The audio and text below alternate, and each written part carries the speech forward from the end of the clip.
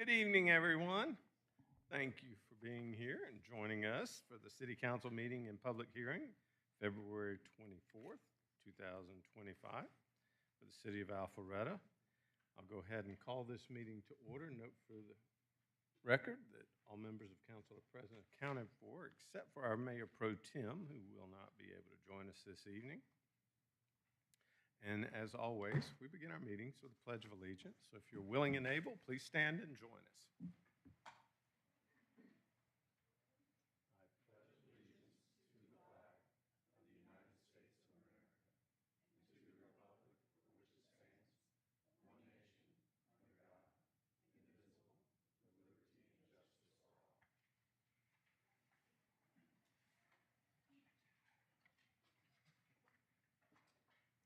And to start off the meeting this evening, we'll have Recreation Commission appointment.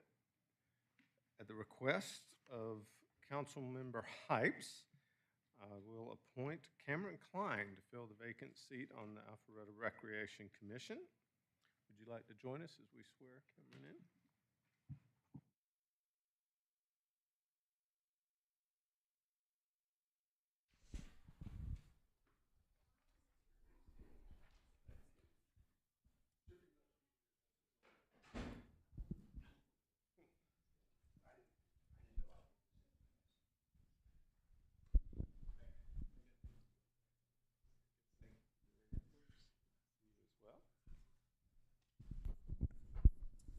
So for those of you that may not be aware, you know, the City of Alpharetta has over 450 employees. We have 7 council members and a tremendous staff.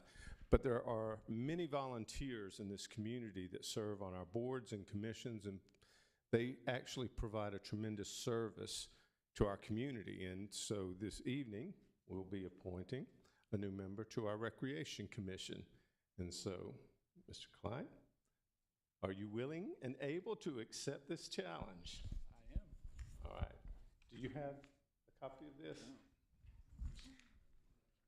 We find it's much easier if we both have a copy. So. Yeah, I think so. Okay. So this is the oath of office of the Recreation Commission of the City of Alpharetta, Georgia.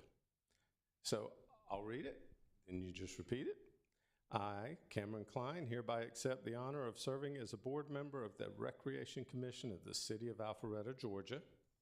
I, Cameron Klein, hereby accept the honor of serving as a board member of the Recreation Commission of the City of Alpharetta, Georgia. I do solemnly swear or affirm that I do solemnly swear or affirm that I am not the holder of any unaccounted for public money due to this state or any political subdivision or authority thereof. I am not the holder of any unaccounted for public money due to this state or any political subdivision or authority thereof. I am qualified to hold said office according to the Constitution and laws of Georgia. I am qualified to hold said office according to the Constitution and laws of Georgia. I shall support the Constitution and laws of the state of Georgia and the Constitution and laws of the United States of America. I shall support the Constitution and laws of the state of Georgia and the Constitution and laws of the United States of America. Further, I do solemnly swear or affirm that I shall Further, I do solemnly swear or affirm that I shall faithfully perform the duties of a Recreation Commission member, faithfully perform the duties of a Recreation Commission member, regularly attend meetings, uphold the ideals of community and service, act and conduct business in accordance with the city's code of ethics and conduct, act and conduct business in accordance with the city's code of ethics and conduct, and support the charter and laws of the city of Alpharetta, Georgia. So sworn this 24th day of February, 2025. So sworn this 24th day of February, 2025. Congratulations. Thank you.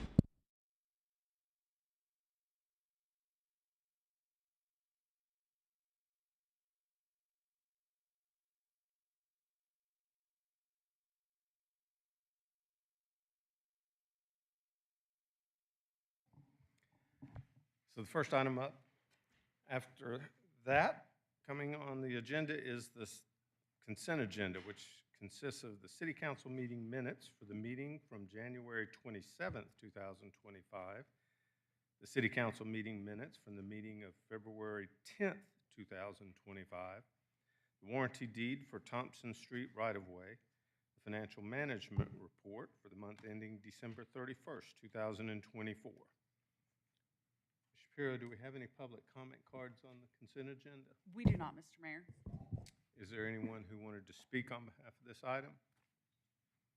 Is there anyone on council who needed to pull anything off the consent agenda?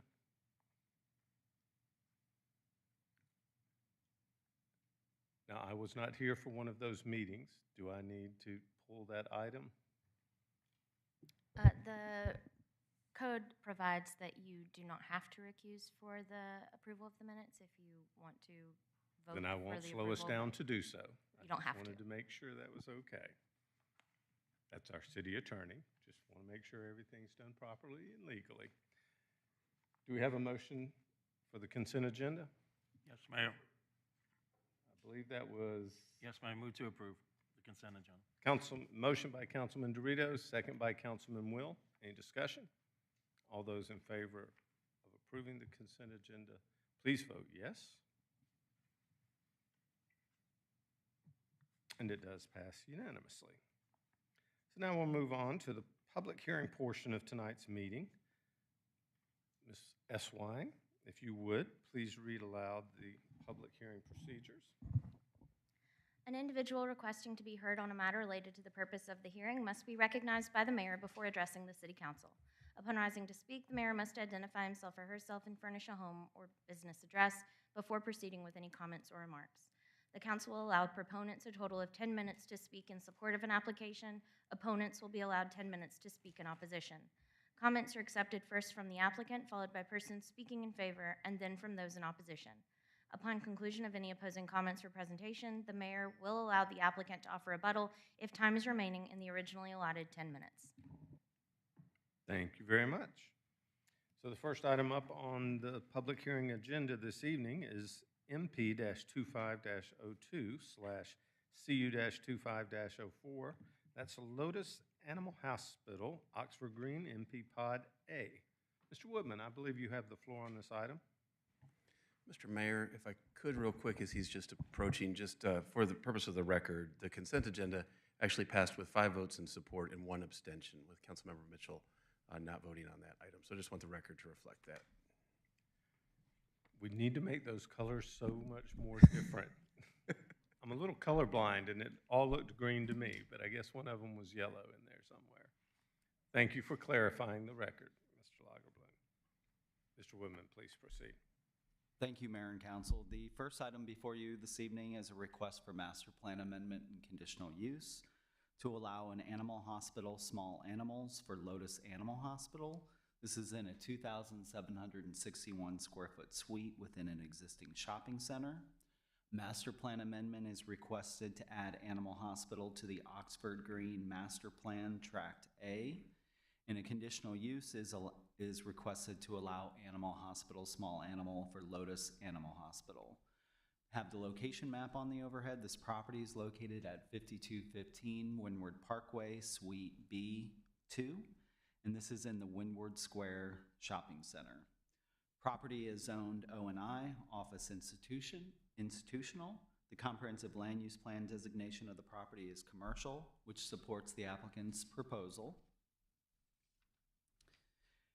And then before I go on to the actual business, the Windward Square Shopping Center, this is located along Windward Parkway right out in front of the Costco. The property is just under 1.5 acres. It's developed with a 1-story, 11,000 square foot retail strip center. There are a variety of businesses in that center, including Verizon, Heavenly Pet Spa, and Bombay Barbecue Company. Animal Hospital in our code is allowed by right in the light industrial zoning district, and it's allowed with a conditional use in the AG Agriculture Community Unit Plan, CUP zoning. C1 and C2 are 2 commercial zoning districts, the office institutional zoning district, as well as the planned shopping center zoning district. This is the applicant's business. Dr. Alyssa Stevens would be the practicing veterinarian at this clinic. It would be a new boutique veterinary clinic providing personal care for cats and dogs. The business does not provide any boarding services. Hours of operation are proposed Monday through Sunday, 8 a.m. to 6 p.m., and the applicant estimates approximately 6 employees with this business. They are providing noise attenuation measures within the suite, and then there's a pet relief area on the back side of the building. So this is the front of the building facing Windward Parkway. There is parking surrounding the building. Costco sits to the back along Jordan Court. So there's a pet relief location at the back of the building. The applicant shows that area at the back of the building next to the parking lot. The applicant's business will maintain that area as well. Looked at the review criteria and found that the proposal is suitable as it relates to the use and development of adjacent and nearby properties, which are developed with commercial uses. Also noted that there's an existing pet spa retail business in the adjacent suite. We also found several examples of animal hospitals located along commercial corridors and commercial strip centers in the city. And then we also located the nearest similar business, which is an animal hospital located about 2,000 feet to the north of this location. That's the Easy Vet Clinic that's in the Kroger Shopping Center. The applicant did provide a citizen participation report indicating that they would receive no comments, and there were no public comments at the January 8th Community Zoning Information Meeting. Planning Commission considered this item on February 6th. There were no public comments at that meeting, and the Planning Commission recommended unanimous approval subject to the 8 conditions included in the staff report in your packets. And if you have any questions, I'd be happy to answer those. Do we have any questions for Mr. Woodman? Councilman Brady. Mr. Woodman, just confirming the boarding of the animals can just define as short term. I know that's usually some of the. Yeah, so there's no boarding. There's no boarding with the applicant's business. In fact, that use is a separate use and is not allowed in this particular zoning. The only overnight stays would be related to an animal that is being observed after treatment or surgery. Thank you. Any other questions for Mr. Woodman? Thank you, sir. Would the applicant like to come forward?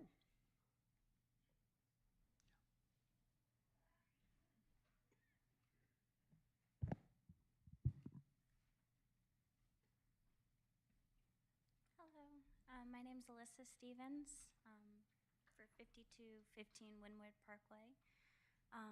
Just excited to be a part of the city.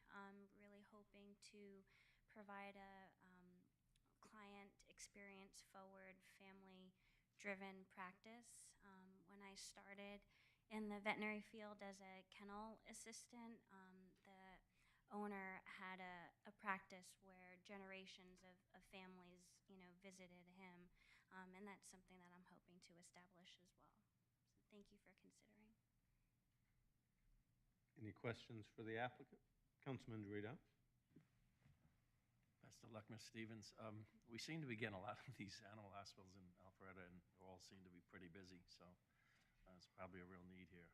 I have 4 dogs myself, so Okay, yes. I know where they all are at. So, but I do have a question, maybe for my own benefit too. When you say small animals, are you talking like any dog or cat type thing, or? Yeah, just dogs Okay. and cats, no exotics or birds or anything. And will you have, if there's surgery occurring, you're going to have like oxygen and Absolutely. stuff like that for recovery, right? All right, Yes. thank you. Any other questions for the applicant? Thank you. Ms. Shapiro, do we have any public comment cards? We do not for this item, Mr. Mayor. So if there's anyone who would like to speak in favor of this item, now's your opportunity to come forward. Seeing no one coming forward, we'll close that. And if there's anyone who is opposed to this item, now is your opportunity to make a public comment about that as well. Seeing none, we'll close public comment for the opposition. Council, do we have a motion? Yes, Mr. Mayor. I'm going to ask the public's indulgence. I got a little laryngitis tonight. I make a motion to approve MP-25-CU-25-04 Lotus Animal Hospital / Oxford Green Master Plan Tract A, subject to the conditions set forth in the staff report. Second? I have a motion by Councilman Hypes, a second by Councilman Dorito. Any discussion? Wish you the best in your opportunity to build a business here in the city of Alpharetta. Good luck. All those in favor of the item, please vote yes, otherwise vote accordingly. And it does pass unanimously. Congratulations.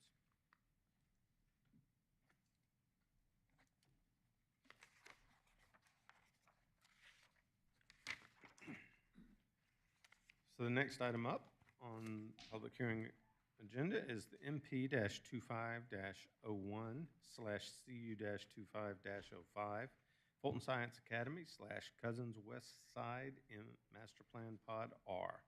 Mr. Woodman, once again, you have the floor.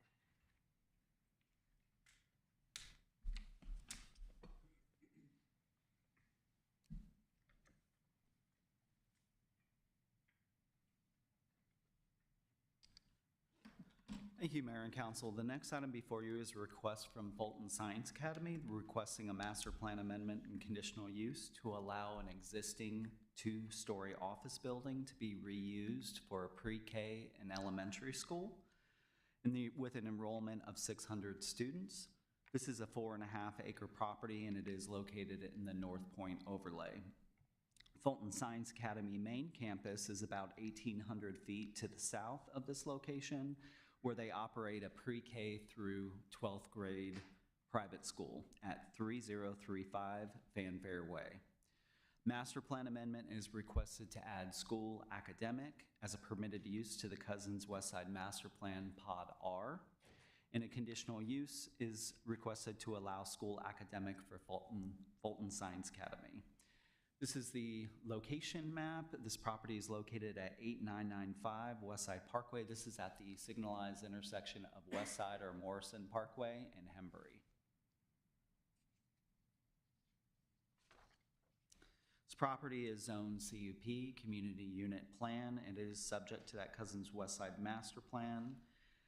The Fulton Science Academy property is off this map. It would be southeast of this location. Again, it's about 1,800 feet to the southeast. That's located in Pod O of the same master plan. This is the subject property here. That is Pod R, and that is approved for office use.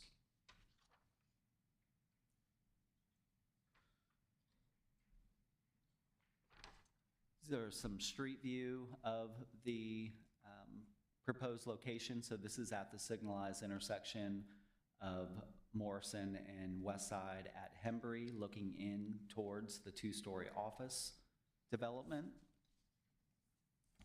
And then this is a street view of the north side of that building, so around the bend at that location.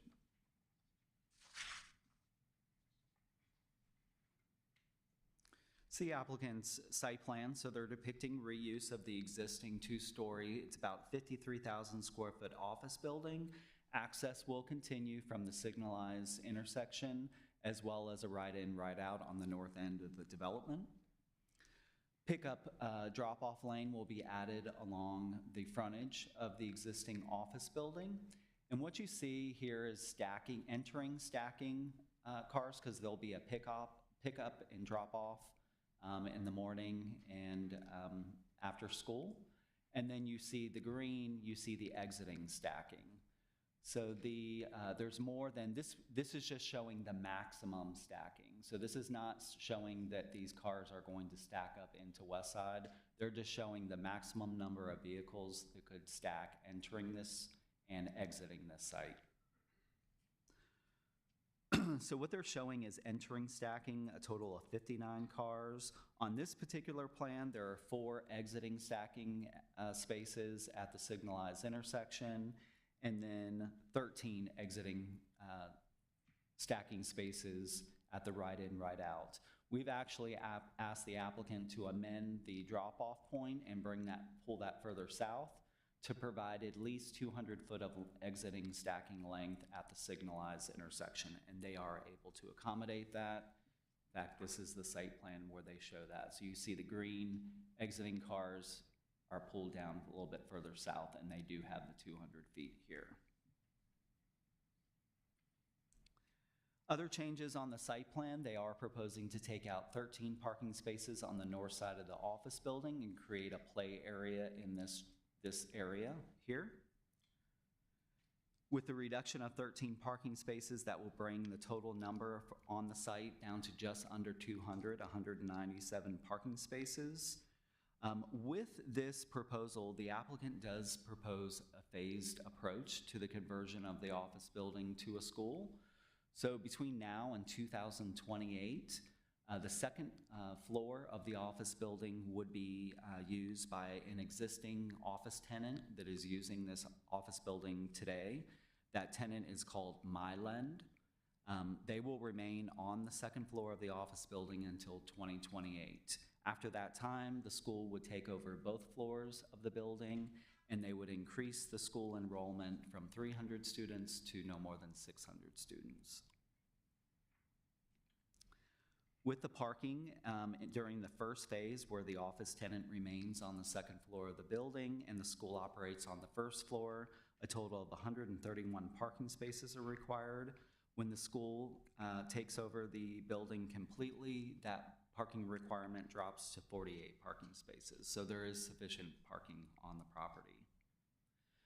There is a shared access that runs down the center of the parking lot here. This shared access provides access to the 2 office buildings to the south of this development.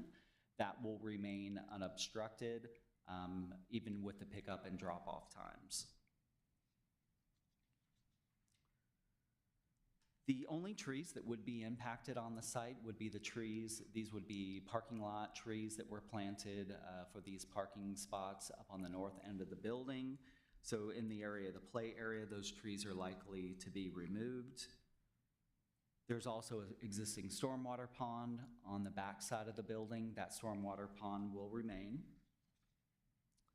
As I mentioned, this property is within the North Point overlay. However, this development being reuse of an existing building where they're not really making a lot of changes to the site, it does not trigger compliance with the North Point open space and eco district measures.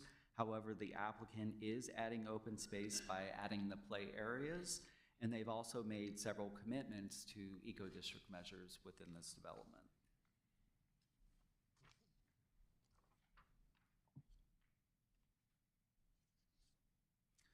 Looking at the review criteria, we do not believe that the proposal would adversely affect adjacent and nearby properties. You have a mix of uses, office, commercial, and residential uses in this area.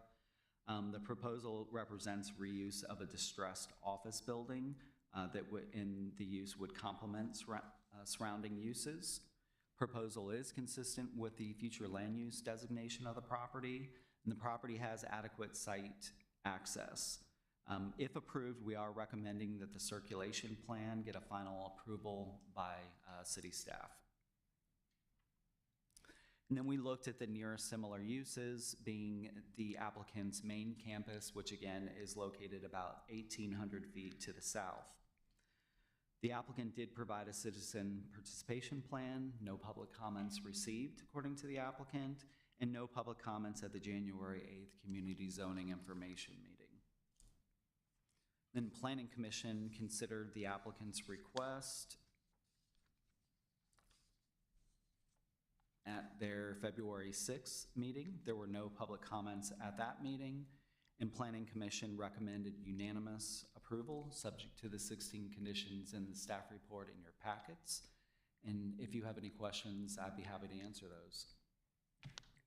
Do we have any questions for Mr. Woodman on this item? Councilman Brady? Yes, Mr. Woodman, my concern's always, changing the use from an office to a school, right? I mean, I understand kind of the need to kind of do that. My greater concern's over the safety for the kids, right? So you got multiple access points kind of coming and going. And I get number 8 on the conditions, but it doesn't really outline what is the plan, right? Because it's going to be a plan due at LDP, but there's a lot of movement on the property, and I just wish there was something a little bit better in a management plan besides just stacking what you have here. From where exactly do you do this? And the reason why I'm saying, I see plenty of schools, like Amana Academy had this, and their parking lot backed up all the way into that.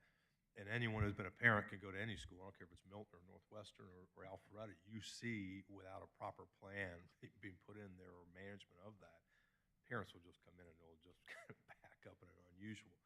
So you have multiple tenants on the property, and then you have multiple access points from the other office building kind of coming in there. So that's kind of number 1 to me. And number 2 would be the playground. You said heavy screening in the conditions just for that. So converting that into a playground with active kids near an intersection, right? A heavily intersection that dead ends in right there. Is there any barriers in that, or is that just all landscaping? So there's 2 things that really kind of go with me is why aren't we restriping the parking, we're doing something in the parking lot right now to have some management controls, and what kind of barriers do we have over there at the play area? So we do have conditions that address both the circulation through the property as well as the playground area requiring screening.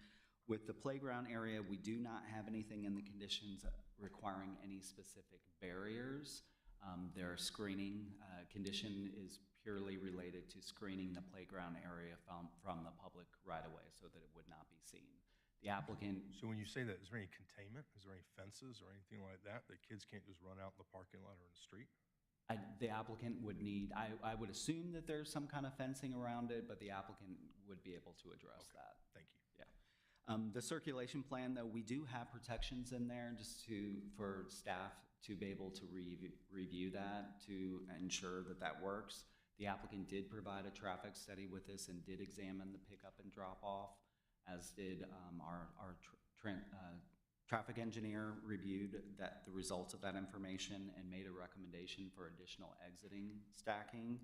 We also didn't want a situation where we had temporary traffic management devices left out in the parking lot. So our condition also addresses that condition as well. It requires if they put safety cones out in the parking lot that those are put out with each pickup and drop off that occurs on a daily basis out there, so that they're not left out in the parking lot at all times. Councilman Dorito? Thank you, Mayor. This one just to follow up on Councilman Brady's concerns. The safety of the actual building, what is and maybe the applicant has to answer this question, but what's being done to secure the building for, it's going to be a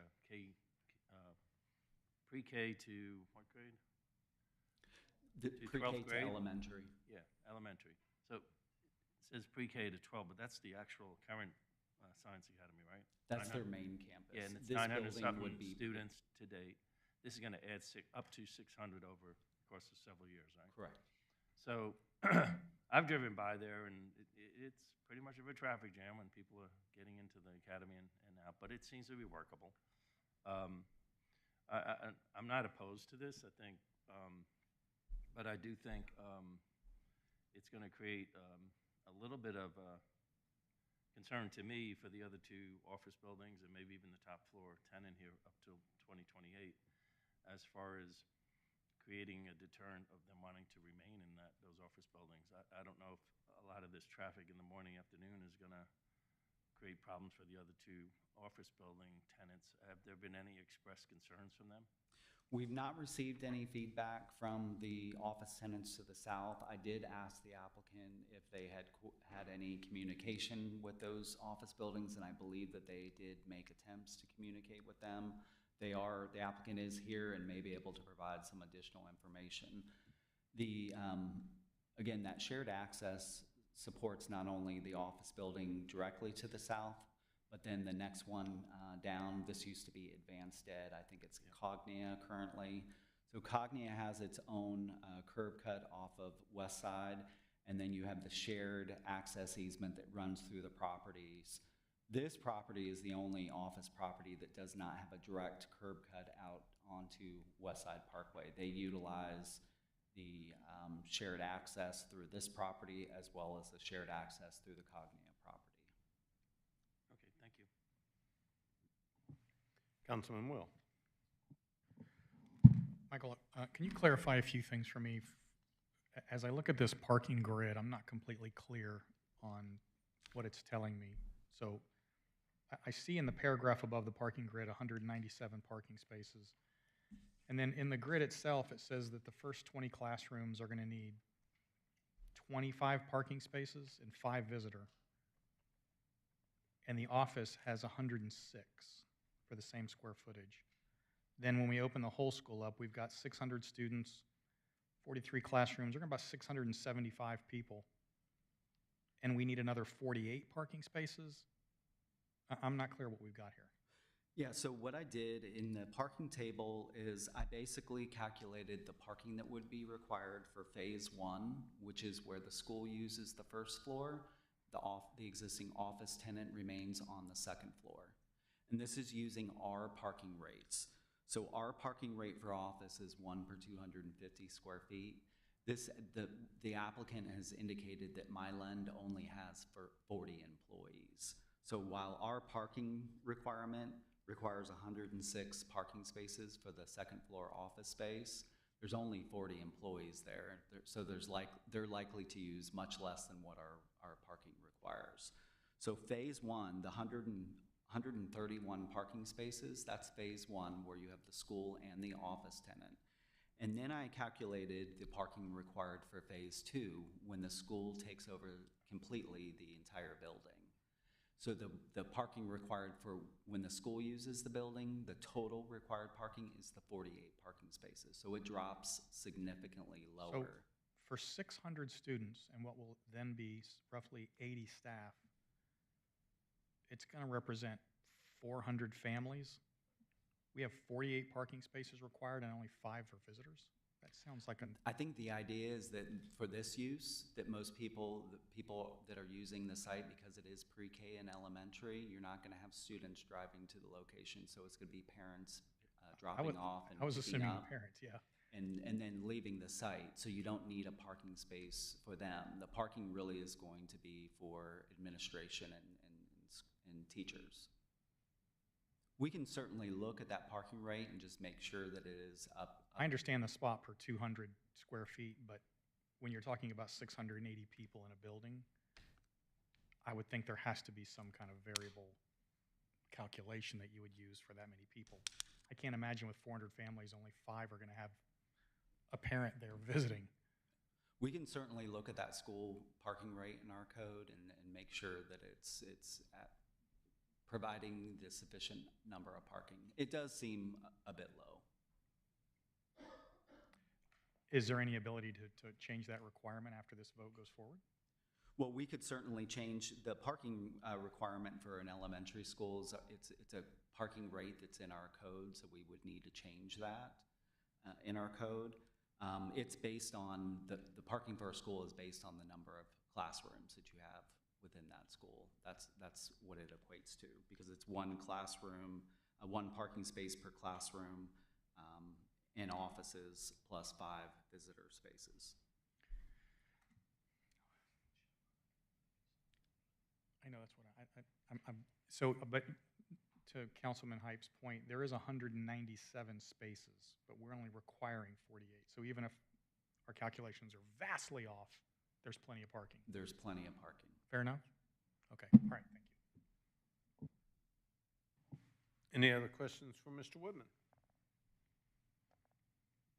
Thanks, sir. Would the applicant like to come forward at this time?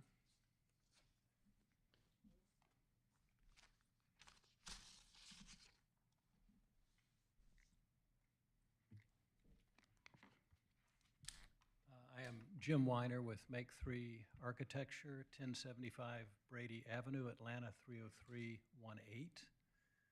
I have with me Serkan Saglam with BuildLine. He is Fulton Science Academy's project manager and contractor. I also have Nasser Omer, who is the traffic engineer, and then Jennifer Sprayberry, the landscape architect. So they're all here if you have questions for them. I won't repeat anything that Michael said. I'll just address some of the issues that you raised. As far as the stacking is concerned, the drawing illustrates the capacity to stack 59 cars, but it's the opinion of the traffic engineer as well as the school that that's more than sufficient. They won't actually get to the point where they're stacking a full 59 cars. And if you watch Fulton Science Academy at their primary campus, you'll note that they really manage their drop-off and pickup very, very carefully. It's well-staffed with faculty as well as staff. They move very quickly, and safety is critically important to them. The Planning Commission also brought up safety issues, and one of the questions raised was whether or not children would be walking through the parking lot, and Fulton Science Academy won't allow that unless it's a parent that parked and they're walking their child in. But the typical scenario will be somebody will be driven to the drop-off point. A staff member will be there to open the door and usher the children into the school. You asked about barriers around the play area. So this hasn't been designed yet, but they certainly will have a fence around the play area in addition to the visual barriers. Safety is a real concern for the school, and if you'll go by their existing campus, you'll see a pretty good fence around the children's play area right now. Safety of the building, they'll deploy some of the same safety features they currently have, which is a camera at the door, a call button, someone has to buzz you in, you have to sign in, you're given a name tag. The question about safety was also raised with respect to the existing tenant. We've worked out a way to separate the ingress and egress for the existing tenant from the school, so they'll never cross paths. The existing tenant, by the way, is, as Michael mentioned, Myland. The owner of the building is the founder of Myland, and he would just like to continue there with his 40 people for a few years, and then once his lease expires, as Michael said, they'll expand to the second floor. Concern about the other buildings, I personally sent the application to the management of the building next door. That owner is somewhere in the Gulf states. And I sent it to the owner of the Cognia building, who's the CEO of Cognia. So they're well aware of it. I've called them, spoken to them. They're aware of these meetings, and I've offered to meet with them, and we'll keep them informed throughout the construction, the design and construction process. You mentioned parking. In all likelihood, they've got 197 parking spaces. They'll probably want to remove some, but the ordinance minimum number of parking spaces probably wouldn't be sufficient. So, they're going to want to make sure that they've got enough parking spaces for their faculty, their staff, and any visiting parents. If you go by that property now at any time, I've been by a number of times, there are very few people in those parking lots because the buildings, I think, are lightly occupied given that, work from home seems to have stuck. So I think that answers all the questions that you raised, and if you have any questions for our traffic engineer and our landscape architect and the program manager and contractor, they can come up here and answer those questions. So if you have any questions for me. Councilman Mitchell? I do, and I do have a question about the traffic. So if you want to have the engineer come forward. Thank you for being here.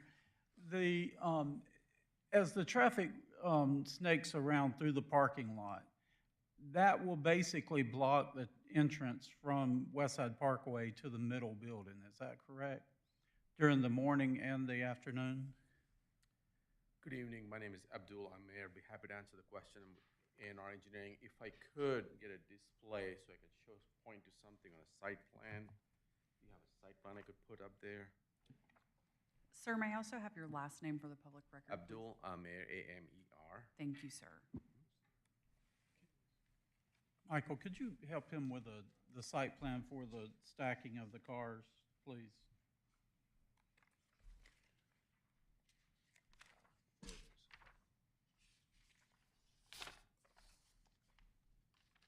You may have noticed on the site plan that there's a person to be positioned at that crossing that you're asking about.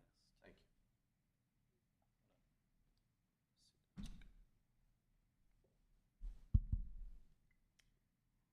And the pickup and drop-off is staggered. Drop-off is early, before office workers arrive, and pickup is before the workday ends, but Okay, so to answer your question, sir, this is the layout in the middle of the parking lot. May I use your pen, please? Thank you. In the middle of the parking lot is where we will have the access from the traffic signal that will allow cars going to the other office building come and go through here. And this particular drive aisle will not be used by the school for purposes of stacking, so we are separating them. So the way the entrance would work is you would come in here, and if you're dropping a child, you would immediately be pulled over to the side and circulate in this fashion. And then the only place within the parking lot where there will be a crossing will be here. And so this is where we will have school personnel and stop signs and mechanisms in order to control that conflict point. That'll be the only conflict point. And then the school traffic could continue to move towards this area where there will be drop off. And from here, children will be taken in, and the exiting cars would exit here and either turn left or go straight at the traffic signal, or just turn right and then turn right. So we've minimized the conflict points between school drop-off pickup traffic and the other office building to just one point. Okay, so you will have an attendant there, or don't block the box? What's your plan for that? So we'll have two things going in there. We will have, and the staff will get an opportunity to review this in more detail, according to the zoning condition proposed. We will have, first of all, permanent features like stop signs and traffic control to make sure we designate the right-of-way to office folks and the school folks appropriately. The second, we can also have, and the school can confirm this, school personnel to monitor that area more carefully because of the conflict there. Okay. So we'll have traffic control devices as well as personnel. Okay, and in your discussion, and perhaps this is for the architect, in your discussions with that office property owner, have you discussed this in great detail, the parking management? we've sent them the entire application, including these plans, and we've offered to meet with them. And they haven't taken us up on the offer, but we've had discussions with them. So I gather from that, they're not concerned. So have you specifically talked with them about the way that the traffic would back up in the parking lot? Specifically discussed that with the management of the building that's immediately adjacent to the property, the 9005 building, which is managed by people here for an owner in the Gulf states. And the management didn't have a problem with it, or? They didn't have any comments at all. They said, good luck. Okay. All right, thank you. Councilman Hyde.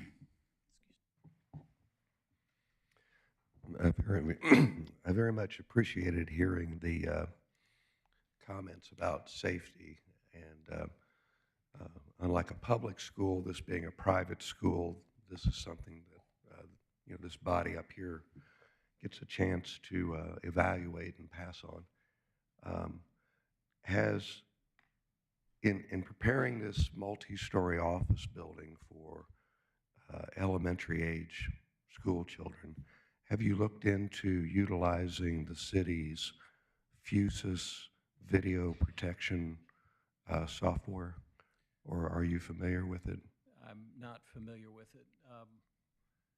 We'd be interested in looking into that. Is that similar to the City of Atlanta's Operation Shield? I'm not familiar with that, but our public safety director is here in the room, and certainly when it comes to schools, there's other schools that have opted in to use Fusus, and if you're going to be retrofitting this building, I didn't know if it would be something you would want to look into. And how do you spell that? Fusus.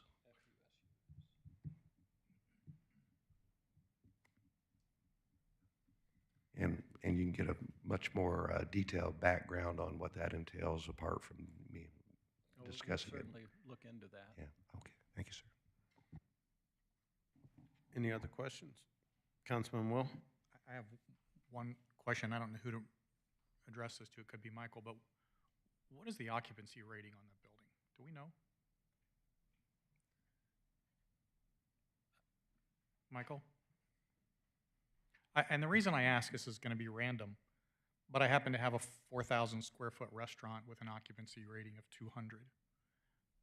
This has got 700 people and 53,000. That would be like triple. I could put 600 people in my restaurant at that rate. So I'm curious what the occupancy rating is. Well, so this is 50,000 square feet, and the occupancy depends on. The fire marshal's occupancy rating is what I'm looking Yeah, for. I don't know what the fire marshal's occupancy rating is, but, we have looked at the life safety codes and the exiting for the proposed use, and we know that we have adequate exiting. It's a sprinkled building.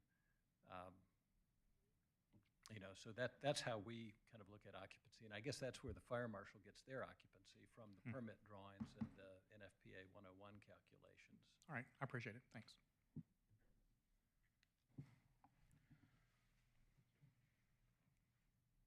Councilman Brady? Sorry, if you don't mind, maybe I'll learn a little bit more. Is there any school buses at the school? Are they all parents picking up? And what times? No, they don't have a school bus system. Okay. So at 300 students, more than likely, 90% of the parents come. So let's say 270 cars are going to stack up. At what times? At what time do they drop off? What time do they pick up? The pickup and drop-off is in the application and in the traffic study. You may remember, but I think it's like 7:15 is the drop-off, and the pickup is in the early afternoon. They do have a system where they try to match parents for carpooling, and there are families with more than one child in the school, so I don't know that 300 students translates to 275 cars. I couldn't answer that question, but I am guessing that it would translate to fewer cars than that. So when you were doing your stacking study, that never came up? Of how many parents would be stacked up? I'm going to ask Amir to come back up here. With the capacity's 200? The drawing that showed 59 spaces was based on really just the available real estate for stacking. Okay. But was there ever discussions with the school about, I'm really kind of getting the flow of traffic again, right, for, drop off, if you're not using the easement on those pieces, and make sure it's not blocked for other periods. But, in your traffic piece, it's just another question as we get into that one. I'm sure there's a commercial kitchen being installed as a school, right, for cafeteria and lunches and things like that. Do the trucks load in to which side of do trucks load in? there's a loading dock on the south side, an existing loading dock, and that's where the cafeteria will be located. Okay. And they are currently planning to add a kitchen, not add a kitchen, they have a kitchen, it's never been equipped on their main campus. They intend to build that out. Those permit documents were submitted today. and that will be the main kitchen. This campus or this building will have a warming kitchen. Okay. But maybe Amir could answer your question about whether or not the 59 stacking spaces available is adequate to manage the throughput without backing up onto the public road. Sorry for all the questions, but like, as you can understand, this is the most sensitive group of people we have. These are our youngest kids, right, child development, so K through 5 or 6 is taken with a lot of sensitivity. Once again, Abdul Amir with A&R Engineering. First part of the question, the times. The morning drop-off time is between 7:15 and 8:15. The predominant number of folks would be dropped off around 7:45-ish. So that'll be the time period, and the school's pretty good in. I've done a lot of schools and queuing analysis, public schools, private schools, and in my experience, it's really a function of how long the queue will occur is a big function of multiple factors that involve how the school manages their drop-off area. So how many you cars? just hit a really key point for me right here is I'm not seeing a traffic plan. I'm not seeing a management plan. We're just talking about a stacking plan. And its absence of a serious piece of this request for me is I'm not getting that. So when are we going to get a management plan for this? Because, I mean, it's an old office building that we're going to convert to a school with the most sensitive people in our community to be in there. And management and traffic is a serious part of that. How come we're not looking at that tonight? So some of the elements are in place. The details are not. And that's what I think the staff said we want to review before we approve. Okay. The critical elements that I was trying to explain that go into how long the queue will stack involve how long is the drop-off area, meaning how many cars at a time can stop. There's a difference in queue length if one car at a time is being, child is being dropped versus 6 cars at a time. So that's something that has been discussed, and they're providing a long enough space for multiple cars to get to the drop-off area and drop multiple families at the same time. So that'll help with the queue length. So that was a total of 59 cars, correct? We are not expecting the queue to be that long. The purpose of the graphic was merely. So for 300 students that will leave at the exact same time, you don't think they'll add up to 59 cars? I don't think it'll add up to 59 cars. Can you guys comment on the play area, any barriers or fencing or any kind of safety elements that we put into that? They would do something similar to what's around their current play area, which is a 6-foot-tall decorative metal fence. I mean, they definitely want a barrier around the play area. The way they manage their pickup and drop-off now is they have sufficient staff out there to open the doors and usher kids in every time a car pulls up to the sidewalk at the entrance. And they would do the same. One of the strategies that they've already said they'll deploy if it becomes a problem, and that seems to be very unlikely, they'll stagger the pickup and drop-off times. I'm still trying to get to 300 students, right? So it doesn't equate to 60 cars. So there's 5 kids in every car to be below your equation. So I'm trying to understand that, but I appreciate it. Thank you so much. Councilman Hypes. Councilman Brady brings up some great points. And he keeps using the figure 300 students. But at full occupancy, how many students will there be? The maximum full occupancy would be 600. Okay, so assuming the parking lot won't get any bigger, what we're really talking about is stacking cars to load and unload 600 students in a prescribed period of time, correct? Correct. Okay. Does that change anybody's math? Because Councilman Brady was asking about phase 1 for 300 students. But before you answer that question about does that change the math, are you as applicant seeking approval of an application that will allow up to 600 students, Or are you only seeking approval for a phase one, 300 students? We're seeking approval for both. Okay, so we need to plan for 600 students. All right, so taking all of Councilman Brady's questions, and there's, what, 59 car spots coming, roping around, and 600 students within, you know, realistically, a 30-minute time period with 15-minute fringes on either side. How are you unloading 600 students in 30 minutes? It's easy.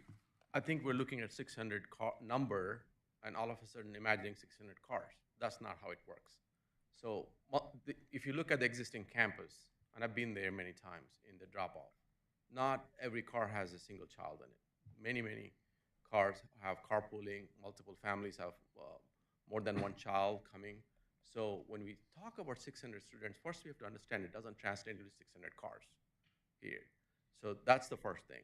So the number of cars that arrive when we're completely done is going to be much less than 600 in the drop-off. So that's the first thing. It could be 400, it could be 300. They're average of two children in a car being dropped off. If it's not the children of the same family, they have a very strong carpooling program going on. So we will have less number of cars than 600, first of all. Second, you take a period of time of 30, 45 minutes drop off and spread those 300 cars in it. Then you're talking about less number of cars at any given minute that will be either trying to drop or stacked up to drop. And that will then bring the queue back to a number that's something like 20, 25 cars total, not 59 even. So imagine 20, 25 cars in the queue, 6 at the drop-off area, moving every 2-3 minutes. In 45-minute or 1 hour interval, how many cars can you move that way? That is how, it's a dynamic process. And so that's how I looked at it. All right. So traditionally, on many applications, I see some other applicants here in the room, and they come forward with traffic studies. And I understand that you're most likely somewhat of an expert in the field, but I don't hear that it's based off of any particular study, but just rather your walking around knowledge. But that's not very objective data in the sense of what we have to consider whether or not cars will be backed up onto West Side Parkway. So is there a mechanism to provide that kind of data where you say on average it'll be 2 cars on average or 2 people per car, et cetera, et cetera? So I've done a very detailed study in computer modeling and evaluation of it. And just because you may not know me, I'm a traffic engineer, been working in Atlanta for 35 years. I'm not only a certified professional engineer, but I'm also a certified professional traffic operations engineer. It's a national certification. I would never deny And I've done credentials. work for many schools specifically to just study this queuing issue.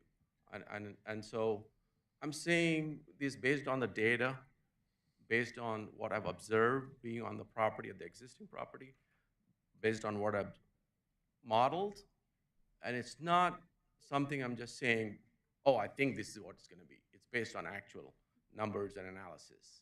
Just to make a point of clarification, there is a traffic study for 300 students and 600 students that was reviewed with the city traffic engineer. Okay. So that there is a complete study using the standard traffic protocols.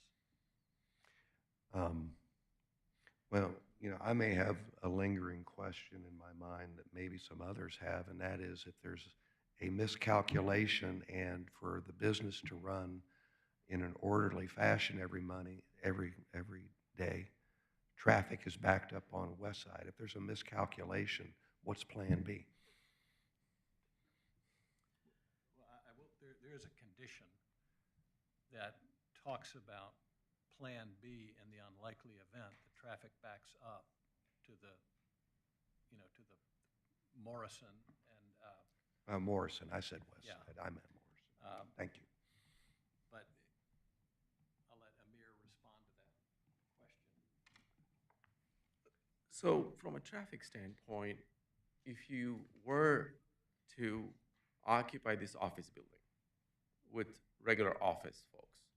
The amount of traffic this will generate in the PM peak hour, which is the more heavier of the two peaks, AM and PM, you would create a more congested situation at the intersection, signalized intersection, if this was just to be a regular office. So the fact that the school is going here will actually decrease traffic, and my numbers prove that, in the actual most peak time, which is 5 to 6 p.m. in that area. Now, as far as safety for children is concerned, young children are not going to be walking to this office, to school. They're going to be in the cars, buckled up with their parents. So it's only a matter of, can the car come in and go in safely? Will the traffic control handle it? Will the queues handle it? I think all of that we have demonstrated in the study that it can be handled, and the other office buildings also can come in and go out without interfering and conflicting too much with the school.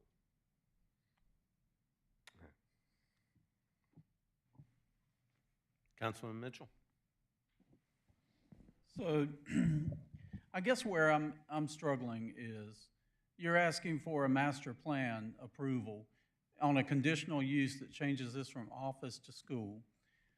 And, but yet 2 years down the road, you may or may not move into the top floor, or you plan on moving into the top floor, but that could be 2 or 3 years down the road. What I'm struggling with is, why are you asking for a master plan approval for all the building if you're not there yet? And I'm curious as to I have a lot of questions about how the parking, how the playground's going to be, how the parking's going to really work out since it's on Morrison Highway.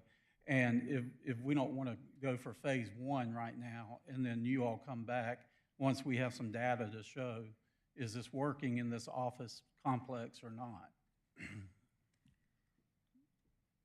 So to answer the question as to why they're asking for the master plan amendment for the entire building, if they didn't have assurance that they could use the entire building, they wouldn't buy it. It's under contract. So, and because their interest and their need is to use the entire building for a school, you know, they've done a traffic study modeling the entire building as a school and demonstrated that this would not increase the traffic burden on the public streets. In fact, he just spoke to the fact that it would decrease the burden on the public streets because drop-off is before rush hour and pickup is before rush hour. So I think, I mean, I hope that answers the question. You know, if they only had assurance that they could occupy the ground floor, then it probably wouldn't be worth making the investment in the building. Councilman Hypes. Another follow-up for the traffic engineer. When you're modeling the time it takes for cars to move through, does it take longer to get kids in and out of a car if they're in a car seat? Naturally, yes. And what's the age in Georgia where car seats are required? You know, I'm a grandparent now. This is a tough question. I'm sorry? I'm sorry, I said I'm a grandparent now, so I've forgotten that part of it. Yeah, I'm right there with you. It's children under age 8 must use a car seat or under 4 feet 9 inches. That would slow things down? Yes. And will there be children under age 8 using this facility? Yeah. Okay. Would that change any of your data, or would you want to relook at your data in terms of the time it takes to get kids in and out of a car? We factored that in because we knew this would have classes from young children onwards. So it would be different from a high school or middle school. Yeah. Definitely. Well, I'm not sure from your answer previously if you did in fact factor in the time to get kids in and out of a car seat if you didn't know what the age was. Not car seat. We go by classes because the grades, we knew where the grades were. Okay. It's different from a middle school. Could you just Thank you. Could you just speak to the sources of your data? So you look at an elementary school, you look at the age of the kids, and then you look at national data. So let me just put it this way. If we were at the borderline of having adequate space in the parking lot to stack the cars, and we're running the risk of backing things onto the highway, that would be one thing. My analysis showing we have almost twice what we need in terms of storage. And that is why I'm standing here today with confidence and telling you we have enough space here on top of all the double the space we have in the parking lot to queue cars. We have a right turn lane if God forbid something happens and people back up. There is an additional right turn lane. One of the conditions was to lengthen the left turn lane for those turning left and make it longer. So, and then there's this zoning condition that the staff has the ability to monitor and require them to make changes to how they manage the drop-off pickup. If there were any observance of traffic backups or issues. So there's a lot of latitude in the zoning conditions built in already to deal with this potential risk. I don't see the risk, but the staff has already built in conditions there for them to have control.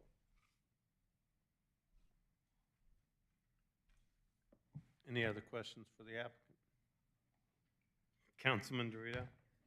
Mr. Mayor, sorry, didn't mean for you to sit down. Do you have the traffic? Yeah. Sure. Just for the record, we did not receive a traffic study, which we typically do on stuff like this, applications. So we're just basically taking your word for it, right? In your analysis, did you take into consideration the impacts on either Hembry Road or Morrison Parkway or West Side Parkway there, as far as other new construction going on in that specific vicinity? We have Firefly being constructed, residential, which is within walking distance. We have the Gathering, which is in walking distance to the proposed school site. We have other housing projects around that area. And the reason why I bring that up is that's going to obviously impact the thoroughfares outside the school property here. Did you take any of that new traffic that would be generated from that development into consideration when you considered this plan? That's a very good question. What we typically do in order to account for other growth that may be happening, always is happening, around a project for which we're specifically doing a study, is to include background growth traffic, which I did in this study as well. It's a standard practice. What we do is we do counts, existing counts. We project traffic for this particular project, but we don't add them up and say, okay, this is the future traffic I'm going to evaluate. We add on top of it estimated traffic from other developments in the area. And usually it's done in the form of a percentage growth. So we look at historically how traffic patterns have been growing in the area, and we assume that the same growth will continue, and then we add that. And so that is something we discussed with the staff, agreed upon, and conducted research of how the growth patterns were and added traffic to account for that. And George was here, traffic engineer was here, the planning commission meeting, and he had an opportunity to review that. I'm sorry, I didn't know how the internal mechanisms work, and to provide the study, copy of the study to you all. To be clear, the traffic study was submitted to the city as part of the application. No, I'm not suggesting you didn't do that. Okay. We haven't received it, that's all I'm saying. So It's hard, I understand. We're speaking from no knowledge at all is what the study results were and what you based your study on. And the question I asked you is just because I don't know if you looked at the traffic patterns that would be generated with the other construction in the area. Granted, some of those people might walk to your school because they're close enough to walk their children in the school if they want to, right? But more than likely because of the, it's a major thoroughfare. They're likely going to drive there even if they're close, just from a safety reason. So it's a good question. I did include some. And if you notice, the egress is right across from, that's the major intersection right there. So I just wanted to ask that question to kind of get some feedback from you. Thank you. Certainly. Thank you. Councilman Will. Okay, so I've heard a few things here that kind of triggered in my brain. One of them was that we have an average of 2 people per car in pickup. With 600 people, that's 300 cars. I've heard that it could be anywhere from 300 to 400, it wouldn't be 600, and I agree with that. I also heard 2 to 3 minutes per pickup. If I shrink that to 1 minute per pickup times 300 cars, that would take 5 hours. So I don't think those numbers are accurate. I also think with 300 to 400 cars and 59 cars stacked, you're going to have parking.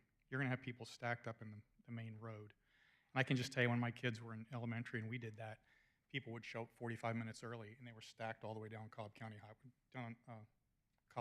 Road, whatever it was. So people don't necessarily show up exactly when they're supposed to and leave when they're supposed to. So I understand we may have a traffic study someplace. I haven't seen it. I would like to see it before I would be able to vote on this. So if you'd like to change some of those numbers, I'd love to hear them, but based on what you've said so far, I just don't see how this works.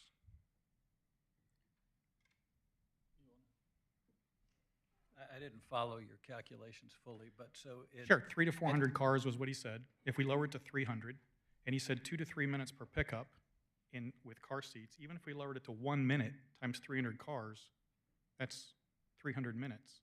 There would be... That's 5 hours. There'd be 6 to 8 cars being unloaded simultaneously. Okay. So we'd have to add the concurrency of unloading cars to the number, but maybe you can... Yeah, I don't know how we estimated 5 to 6 hours, honestly, but let's start with 300 cars. Okay, say average 2. We have 300 cars. We have 45 minutes to unload. So let's just divide 300 by 45 minutes. What does that give us, since we're doing the math here? Less than 10? Okay, so here's the challenge, guys. I haven't seen the traffic study, and we're making numbers up off the top of our head. And I can't roll. We don't do it this way. We need to do it in a modeling with a lot of factors. I need built to into see it. this model. I'm just doing it your way because you did that way. I'm with you. I get it. 300 divided by 6. Sorry. 45. Sorry. So 300 cars arriving and leaving over a period of 45 minutes would give you what? 300 divided by 45. So that's only 10, 6, 7. That's 7. So we have 5, 6 cars stacked, and then I have capacity to accommodate a lot more in the parking lot. But your own calculation yields only 7 cars in the parking lot at any given time. I'm saying there'll be more than that. Do we have the traffic study we can see? Yes, Shows this? right here. That's a big study. I can't see that in 2 minutes. That's okay. I'm good. I'm good, thank you. Thank you. So, Jimmy, I have a question real quick, related. Councilman Mitchell. So that's the detail I missed. So you're unloading 6 cars at a time. They pull up and you have staff that's unloading 6 cars at a time, not just one at a time, and then you unload the next one. You're unloading 6. That's significant. Okay. It has to be.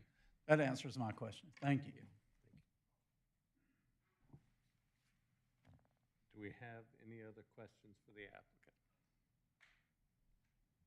So it's my turn. So first I want to explain why you're being grilled on these details. So my first question for you is, have you ever driven down Hembry Road during pickup and drop-off for the International Academy?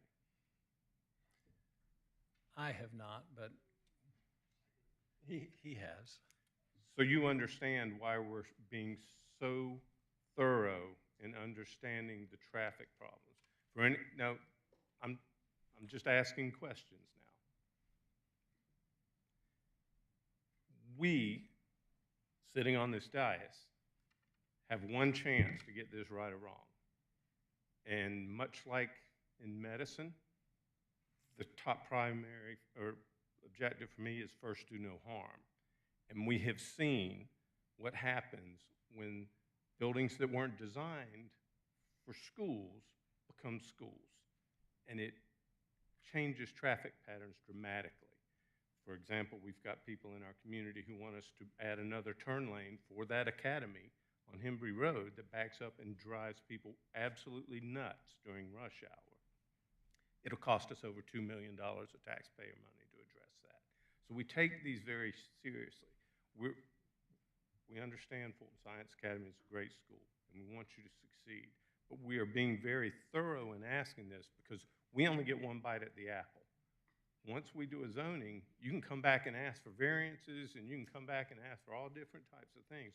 We get one chance, because if we find out we screwed up, we don't get to come back to you and say, oh, we screwed up, we got to change this, okay? So my concern is, how many students are at Fulton Science High School now? Well, the current campus is K through 12, and I believe there are around 900 students there now. So there's 900 in the existing building? Correct.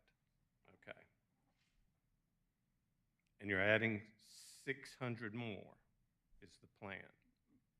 The maximum would be 600 more, yes. Well, you're planning for it because that's what you're asking for. So we have to assume there'll be at least 1,500 students on that intersection at some point.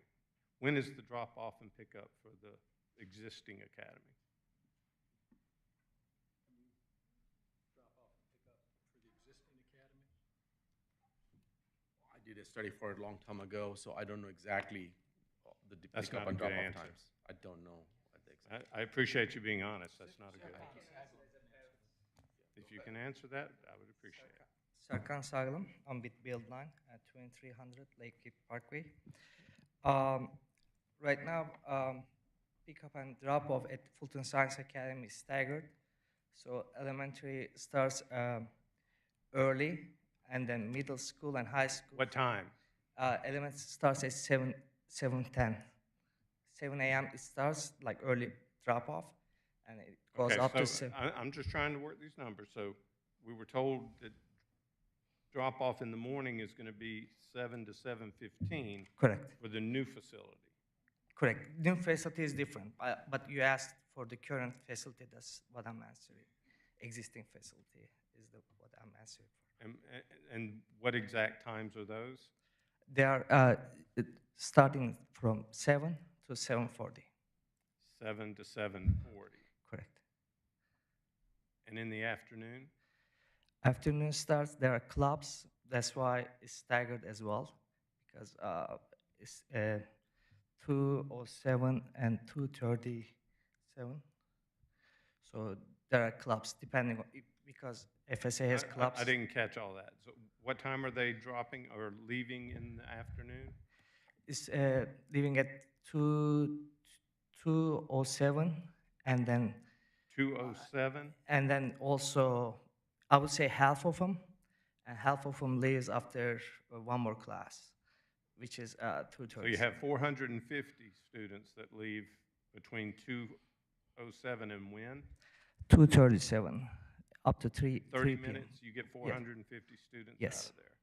Do any of those students drive to school? No, these numbers are for elementary.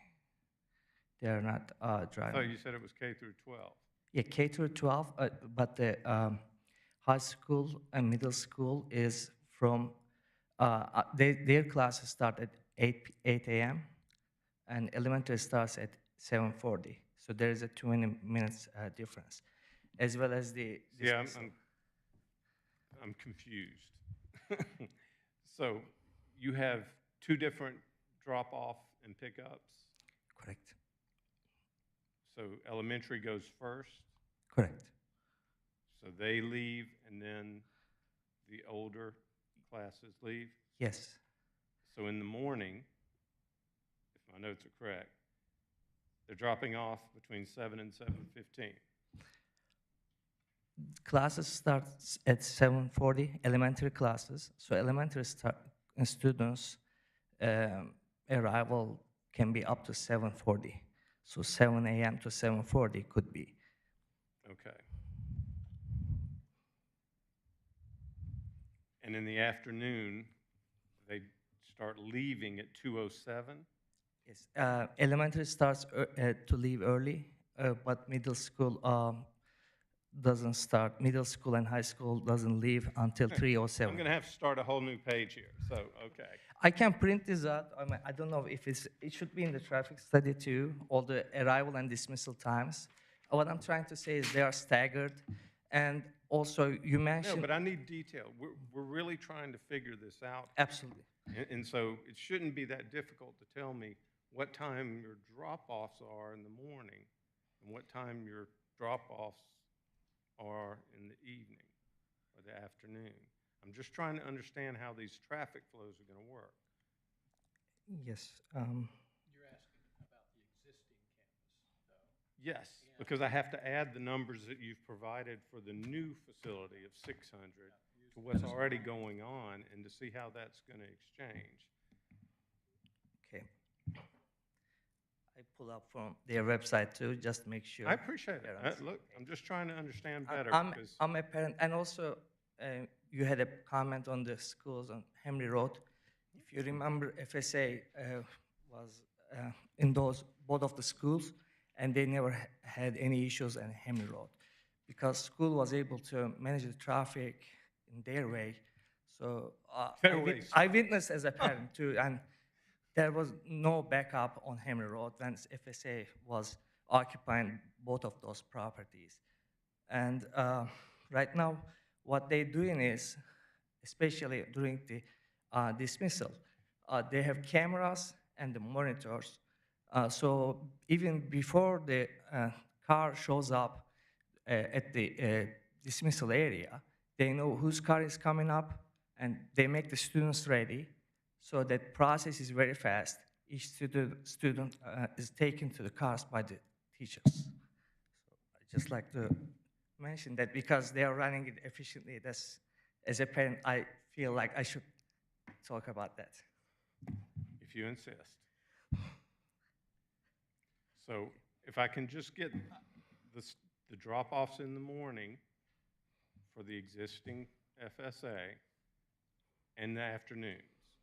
Okay. I'll start from pre-K, kindergarten, first grade. All I need are the times. I don't even care what the grades are. Okay. I'm just trying to understand how many times you've got people coming in and dropping off, and what those times are, and how that's going to interact with the existing facility and the new facility. Okay. From 7 a.m. to 7:35. 7 to 7:35. K through first grade. Okay. And K through fifth grade. Sorry. Yeah, K through fifth grade, which is about 500 students during this time, 7 to 7:35. And middle school. K through 5, fifth grade. Yes. And how many students? About, I'm not a school official, about 500, but as a parent, I can say about 500. So you don't know, okay. So those are the only times that they're dropped off in the morning? Correct. At the existing school? Correct. Okay. And then there's not another time in the morning when students are dropped off? For middle and high school is up to 7:52. So 7 a.m. to 7:52 altogether, combined with K through 12. K through 5 and K through 12, if you separate it. Man, you're making this hard for me. Okay. So 52 minutes, I would say, for the entire school, 7 a.m. to 7:52. 7 to 7:52, correct. All grades. 900? Correct, all grades. May I add something, Chair? May I add something, please, to answer your question? Please. Since I know what you're trying to get to. You're trying to understand the combined effect of the traffic peaking from the existing and this. To address that question, I will say this. At this intersection and other intersections that we studied, we actually did counts of number of cars, whether they're coming from the existing campus school or anywhere else. So we have the data that I appreciate that. That's on. not what I'm trying to get to. I'm trying to understand how many students are getting into that small area that was not designed for a school in that period of time, and whether they're going to compile a worse traffic issue. I appreciate that you use the statistics for schools. Most schools are designed for easy in and out. This wasn't designed as a school. Most schools don't design a zigzag that makes you wind through 6 different aisles to line up. They're designed for that. So I'm just trying to understand how many minutes are tied up getting students into both facilities and out. And I still haven't But gotten the other an answer. school doesn't impact the interior of this site. You agree? Only the main Not the road will have the interior. traffic, and we counted that, is what all I'm saying. There may be students that have to go to both. There may be parents that are dropping off at both. If they come inside, If they're I would counted. ask, if the mayor asks you a direct question, you can answer it, but this is the time for questions from the council. So you're just going to leave it at, they drop off in the mornings from 7 to 7:52, Correct. and in the afternoon. In the afternoon, 2:20 2:20, to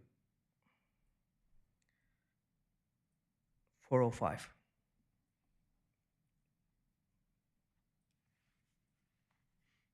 so it takes 52 minutes in the morning, and it takes an hour and 40 minutes in the afternoon? As a K through 12, yes, because each student, they are staggered, as I mentioned, and their dismissal is not the same for elementary, middle, and high school. Okay. I appreciate it.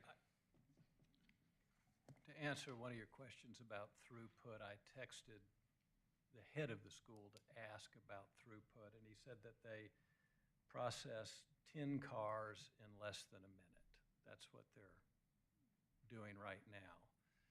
Obviously, in the afternoon, it takes a little longer because, as Sarah Khan pointed out, the elementary school students are released earlier, so it's not that the pickup takes that much time. It's just that you've got staggered dismissal times. Okay. Thank you.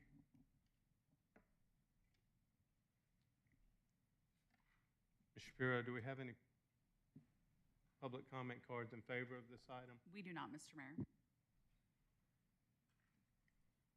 Do we have any public comment cards in opposition of this item?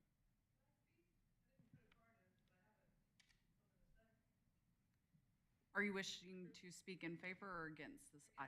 Against? I believe Mayor's about to open the floor, so if you want to come on down. As a friendly reminder, if you've never spoken at a city council meeting before, please state your name and address for the record and keep all speech directed towards mayor and council.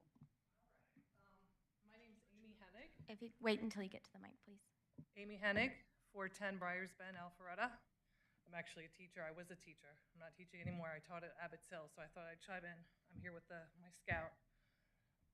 So the traffic would snake out from Abbott's Hill out onto Abbott's Bridge Road. We had about 600 students. I did the carpool. I was assigned that duty on occasion.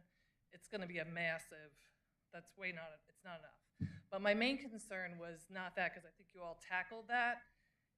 There's about 8 fire drills a year that all 600 students have to go out of the school.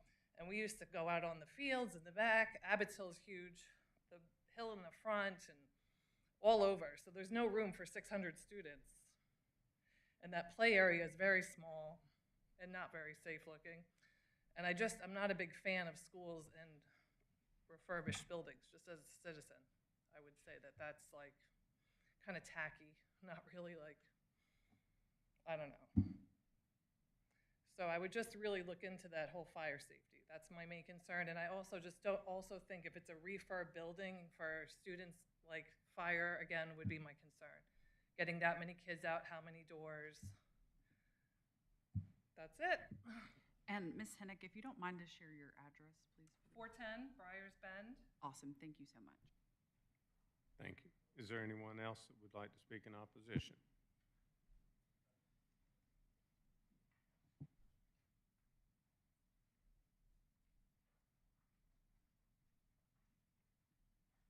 Good evening, everybody. My name is Siddharth Krishnan. Do you need me to spell that for you?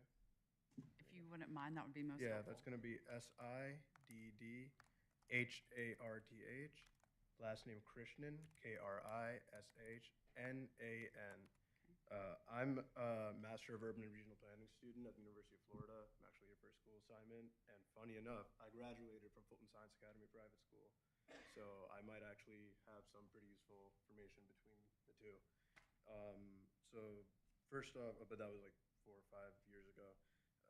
I'm not as old as I look, funny enough. Anyway, so I personally feel that this private school with as many people that it's going to be bringing in and all of that road traffic, regardless of this issue of traffic being backed up at this time, which of course has effects all over the local geography. And then there's of course the matter of these kids' safety, which I also just want to say to one of the questions, one of the applicants basically said that it would be a matter of human error, like, oh, these little kids aren't really going to be walking around. I personally don't think that safety of kids that young, as y'all mentioned, the most vulnerable we got, should be left up to human error. We should have a mechanical or more surefire answer for that. Anyway, as for the traffic concern, I feel like there's probably some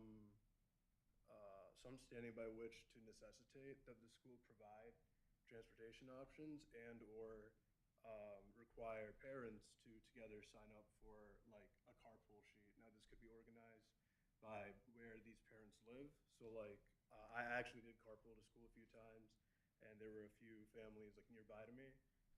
So we could know who lives where and which parents have the time to do that carpool. And if there are any like students who can't fit that, maybe there's a shuttle that can go around based on the fact that they're trying to, I don't know if this this office building is already their property or they're trying to acquire it, but I don't think that 1 or 2 vehicles, which would do a lot of, which would save a lot of road degradation, because that's that many less vehicles going every day, and the environment, and that many less opportunities for an accident anywhere in the geography would do good, and seems reasonable to me. Anyway, I hope that wasn't too long. Thank you, everybody. Thank you, sir. Is there anyone else that would like to speak in opposition? Seeing none, we'll close public comment. Mr. Mayor, there's about 5.5 minutes for rebuttal if the applicant would like to use any of that time. If the applicant would like to rebut any of the opposition comments, now is your opportunity to do so.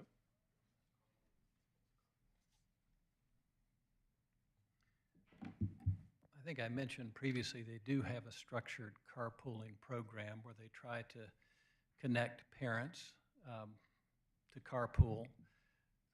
As far as safety is concerned, I think he said that that maybe the response was from me that they wouldn't let kids walk in the parking lot. Well, this is a elementary school, pre-K through the 1st grade, and eventually it'll be the 2nd or 3rd grade.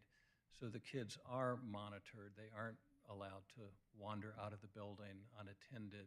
They will have access to a fenced-in play area. There is adequate space outside of that building for fire drills and gathering behind the building in the service area, and it's something that adults will manage. I hope that you'll understand that the traffic study was very thorough. There was a lot of discussion between the traffic engineer for FSA and the city traffic engineer. He's quite confident that the concerns that you rightfully have been addressed, and that this will not cause a traffic problem on the public streets for a variety of reasons. One is the capacity of the streets. The other is that the drop-off and the pickup are staggered relative to rush hour. So, you know, those are issues that the school took very seriously, and we feel like it's been thoroughly vetted, and we're certainly open to vetting it more. There is a condition that allows the city to require FSA to address any problems should they arise. And, you know, one solution is then staggering the drop-off and pickup times. That's it for my comments, and if you have anything else to add, I'm here. You got 3 minutes and 19 seconds. Got 3 minutes, 17 seconds. 60. All right, I'm finished. Thank you, Jim. Thank you. We appreciate it. So if we don't have any other questions for staff or the applicant, I'll go ahead and call for a motion. Mayor. Mr. Mayor, I'd like to call for a motion to defer MP-25-01/CU-25-05 Fulton Science Academy Cousins Westside MP Pod R until 3 of 24, and request that they work with staff on a traffic plan. And the next time, I'd like to have our traffic engineer and potentially our fire marshal here to be able to answer questions to back up what they're doing.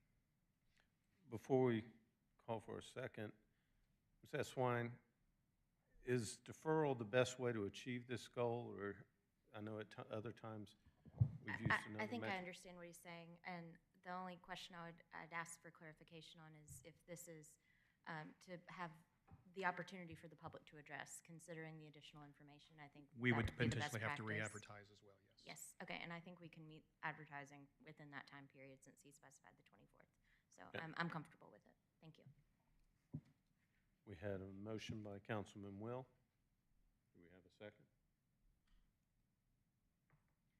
I'll second that. Second by Councilman Mitchell. For a deferral, there's no discussion. All those in favor of the motion to defer, please vote yes. Otherwise, vote accordingly.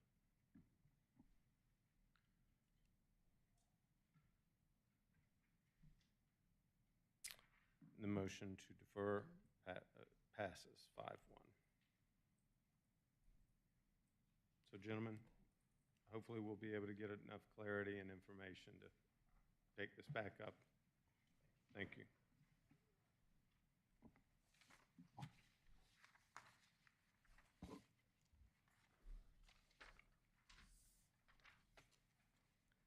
So the next item up on the agenda for public hearing is CU-25-06, Activate Games Alpharetta/Windward MP Master Plan Pod 4.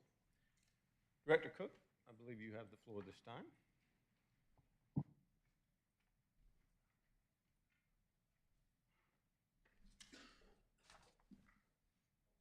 Good evening, Mayor and Council. The next item before you, the request, if approved, would allow Activate Games Alpharetta to operate a recreation facilities indoor use in a 10,965 square foot existing building. This was previously the CVS Pharmacy located at Windward and Windward Plaza. The address is 3020 Windward Plaza and, of course, northeast corner of Windward Plaza and Windward Parkway. Property is zoned CUP, subject to the Windward Master Plan Pod 4. And the comprehensive land use plan designation of the property is commercial, which supports the applicant's proposal. The property is also part of the LCI, which was recently updated in 2024. And the LCI didn't talk about specific uses within that district, but it did talk about approvals should include grasses and different types of natural grasses along the streetscape. And if this is approved, that's something that we're recommending as part of those conditions. So that's where that particular request came from. And also, this was part of the 2023 Urban Land Institute Technical Assistance Panel, the TAP report.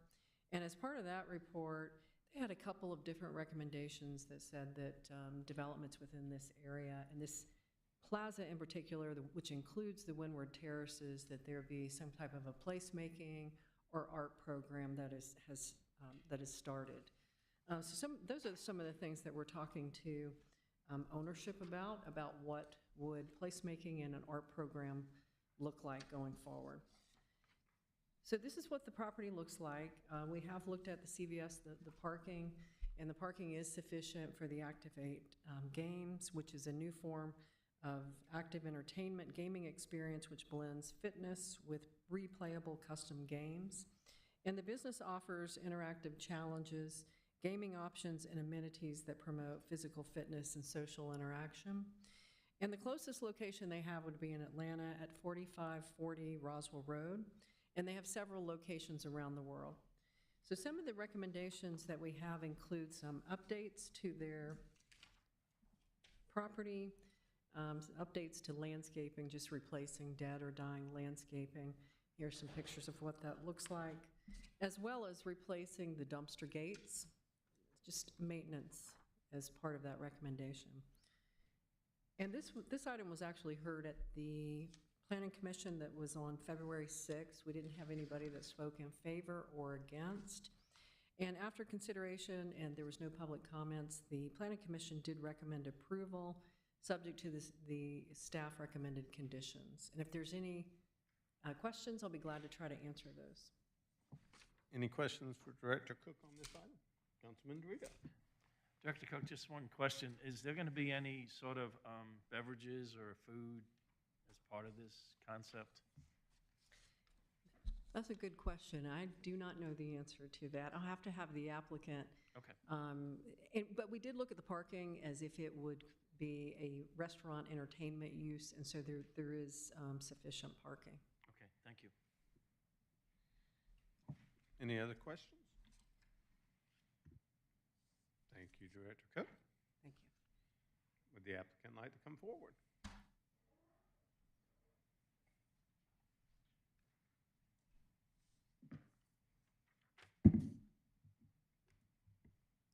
Good evening. My name is Chase Torgerson, and that's spelled Torgerson. And I'm here representing Activate Games. We're hoping to get approval for a CUP application for our store, prospective store at 3020 Windward Plaza. As Kathy explained, we are an entertainment concept. We're an active entertainment concept. Our goal is to get families or groups of 5 or more into a room to focus on gameplay, to focus on collaboration, competitive gameplay, and kind of critical thinking. The goal is to get people away from their phones and into the game to enjoy, being a family, being coworkers, working together. We're here tonight because we believe the city of Alpharetta, would be a great place for our concept. We believe that there's a good mix of businesses and residential here that would do well. So, I do have a video if you'd like to see it. I know that this is kind of a confusing concept, so I'm happy to play that for you all. Okay. I also encourage you to answer the question about the food and beverage. Yes, sir. We'll get to that.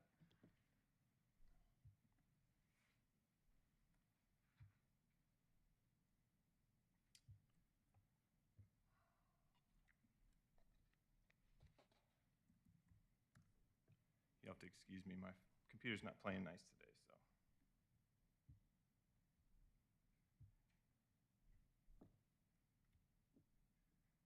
And of course, the sound's not gonna work. There we go.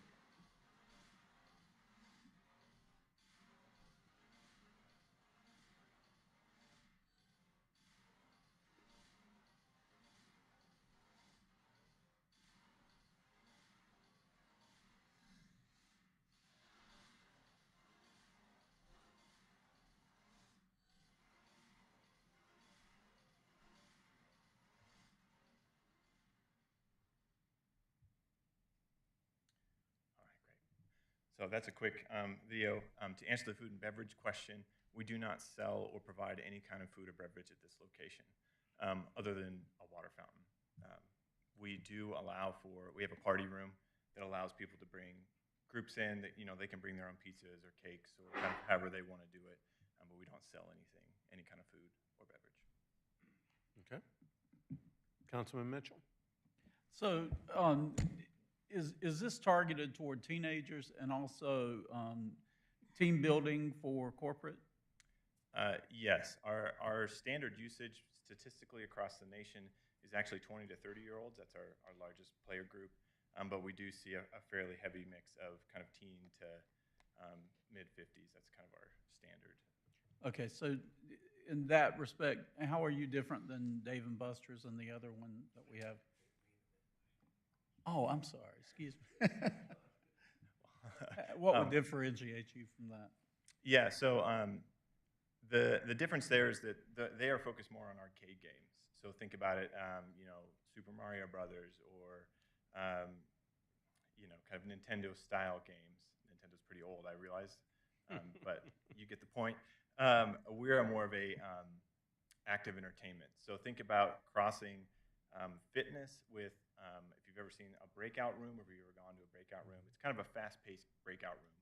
So you actually pay for an hour, and you enter our hub area. There's going to be 13 different game rooms. Each game room has 4 or 5 different games, and each game has 10 levels. And you kind of enter the game room with your group of 3 to 5, and it's shooting basketballs, it's running on light-up floors, it's throwing balls against light-up, you know, walls. It's very quick, it's very active, it's very fast, and it's group-oriented. So that's kind of what sets us apart, is that you're meant to be moving instead of kind of stationary using a controller or something along those lines. And no laser tag or anything like that? There is no laser tag. There is a laser room where you kind of jump, dive, duck, kind of feel like Mission Impossible. So, awesome. Yeah. Well, thank you. You're welcome. Any other questions for the applicant? Thank you, sir. Thank you. Mr. Shapiro, is there anyone else that had wanted to make a public comment in favor of this item? Oh, I have no comment cards for this item, sir. All right. If there's anyone that would like to speak in favor, now's your opportunity to do so. Seeing none, I'll call for anyone who would like to speak in opposition. Seeing none, we'll close public comment for that as well. Do we have a motion from council? Yes, Mayor, I make a motion that council approve CU 25-06 Activate Games Alpharetta / Windward MP Pod 4, subject to the conditions set forth in the staff report. Second. We have a motion by Councilman Hypes, a second by Councilman Brady. Any discussion? All those in favor of the item, please vote yes. And it does pass unanimously. Congratulations.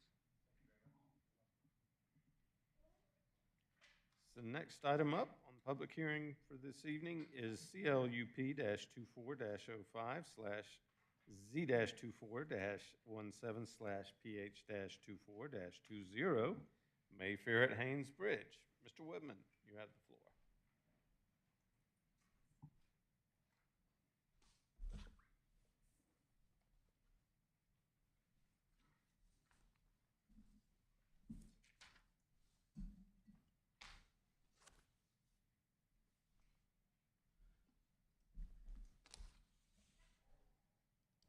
Thank you, Mayor and Council. The next item before you is a request for comprehensive land use plan amendment, rezoning, change of conditions, and public hearing to allow for a second phase of a residential development, including 10 for-sale single-family detached homes on about 1.5 acres.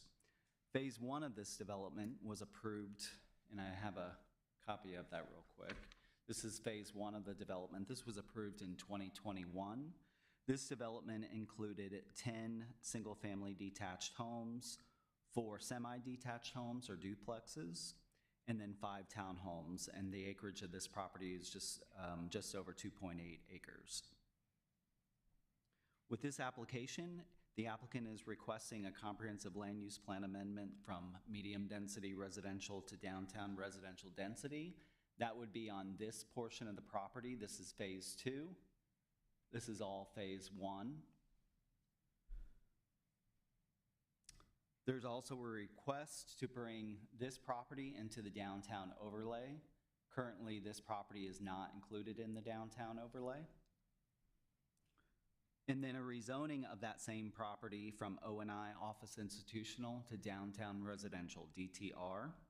And then there are changes to conditions of zoning related to phase 1 that would allow for a connection to phase 2 of the development. The map that you're looking at, these properties are located at 340, 350, and 360 John Scott Drive, also 0 Haynesbridge Road and 0 Norcross Road. This is at the southwest corner of DeBoer Road and Haynesbridge Road.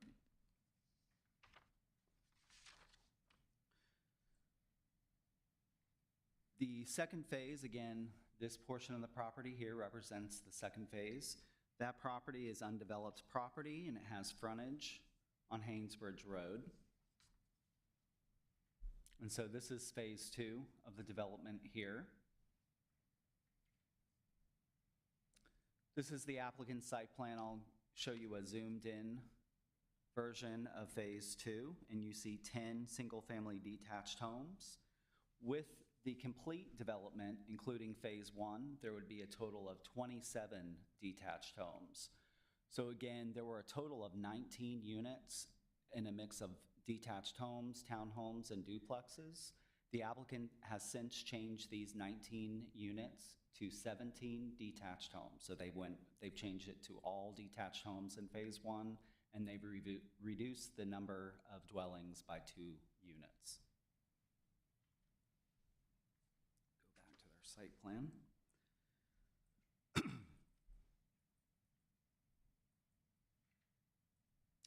The average lot size of the homes within this development is just under 5,000 square feet.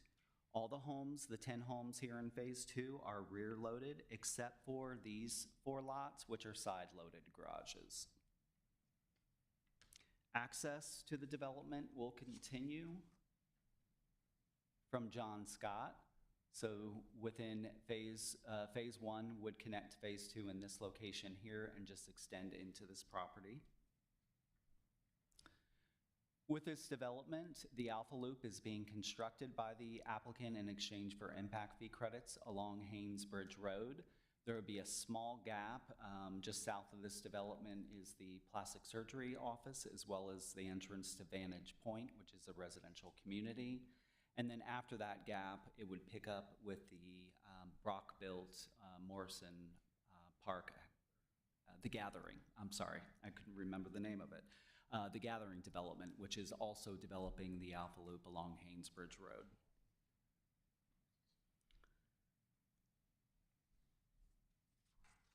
Within phase 2 of the development, actually just in phase 1, just north of phase 2, there are 6 guest parking spaces. The downtown code requires a total of 68 parking spaces for this development, which there are 114 provided, so they do exceed the parking requirements. Amenity space, they exceed the minimum 10% that is required with the zoning. They have 11% amenity space. They have a community amenity area here with a mail kiosk. There's also a tree save area within phase 1, as well as the yards also qualify for amenity space. There's underground stormwater shown in phase 1 over the community amenity area. There's also another underground stormwater area on the south and southwest corner of phase 2. And then the renderings proposed for this development are a continuation of the renderings approved in phase 1. These are renderings that were provided or drawn by Lou Oliver. So the applicant does not propose any changes to the renderings for this development. Considering the review criteria, we found the request to be consistent with goals and policies in the comprehensive plan as it relates to implementing a walkable mixed-use environment, would not generate significant increase in demand on public facilities and services. If the property was developed under the O&I zoning, the property would have a curb cut on Haynesbridge Road, which would conflict with the Alpha Loop. So we do, it is supported because of that as well. The office development on this property would also likely generate more vehicular trips than a residential development. As it relates to the development of the adjacent properties, which are primarily residential, the zoning request is suitable. We do have conditions of zoning that are recommended in Phase 1 and carried over into Phase 2 that would protect the existing homes in Alpha Park, so maintain the character of that area, and we did require buffers.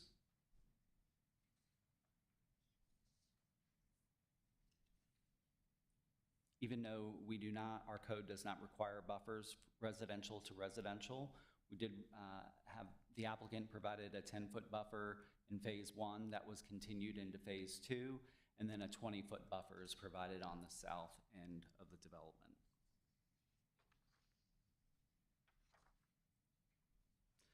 The applicant did receive some correspondence from residents asking about when the first phase would begin construction, and that they supported the changes made to Phase 1 to the all-detached homes.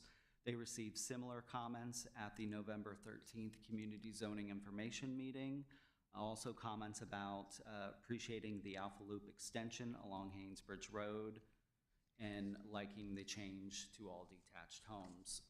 Planning Commission considered the applicant's requests at their February 6th meeting. There were no public comments at that meeting, and the Planning Commission did recommend approval of the applicant's request. It was a unanimous vote of 6-0, and that was subject to the 26 conditions in the staff report in your packets. And I would note that these conditions, 26 conditions, if approved tonight, would replace the conditions from the 2021 approval. So these conditions would apply to both Phase 1 and Phase 2. If you have any questions, I'd be happy to answer those. Councilman Hypes? Thanks, sir. Couple of different lines of questions. The first is, what are the advantages of moving this to the downtown overlay?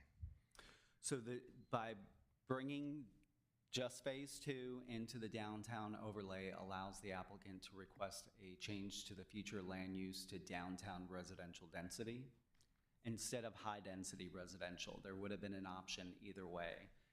The Phase 1 property that is outside of Alpha Park, so this portion of the property here, when this was approved in 2021, this property also was not included in the downtown overlay. These parcels were, and so they requested to bring this portion into the downtown overlay. So they're just doing the same thing that they did in 21.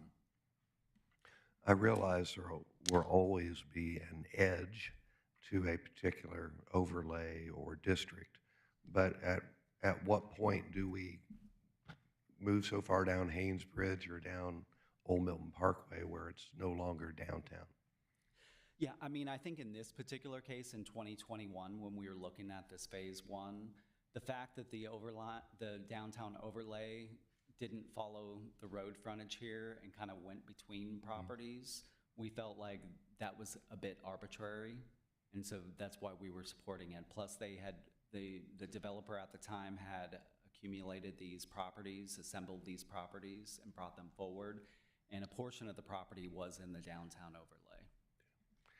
overlay. Next question, last question really is, I saw the renderings of the elevations of the home. Can you describe in a little more detail what the fronts of these homes will look like from Haynesbridge? I see there's Haynesbridge, to use Pete's term, a beauty strip, and then the Alpha Loop. But then once we get past the Alpha Loop toward the homes, and the part that would be the applicant's responsibility, what are we looking at? What's the, I can't think of the word, landscaping, et cetera? Yeah. So with regard to what you're going to see from both Haynesbridge and DeVore, these are the fronts of the homes, and these will be facing the public road. So these elevations that you see here, these two elevations labeled Exhibit A, those will be on all of these units lining DeVore and Haynesbridge. They will be facing outward. Along Haynesbridge Road, you have a lot of extra right-of-way along Haynesbridge Road. So the Alpha Loop actually will be brought in, the existing sidewalk on Haynesbridge Road will be removed by the applicant, and then the Alpha Loop will be pulled off the road. So from here, this is their property line actually. So there's a lot of right-of-way, as you can see, between the actual curb on Haynesbridge to their property line. So the Alpha Loop will actually come in closer to the properties here. And you will see landscaping. We have conditions that will require landscaping both in the public right-of-way along Haynesbridge Road. So this would be effectively a planter strip planted with a combination of trees and shrubs. And then on the property side, you will have your 10-foot landscape strip before you get to the front of the homes.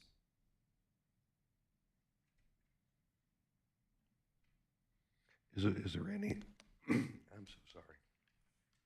Is there any other landscaping other than just what the applicant, because I mean, they want to sell these homes. I mean, is there any other requirements on those? Or I remember when we did the Providence group along Old Milton Parkway at Haynesbridge, we had a pretty good discussion about how those fronts would look along Old Milton. Anything comparable here?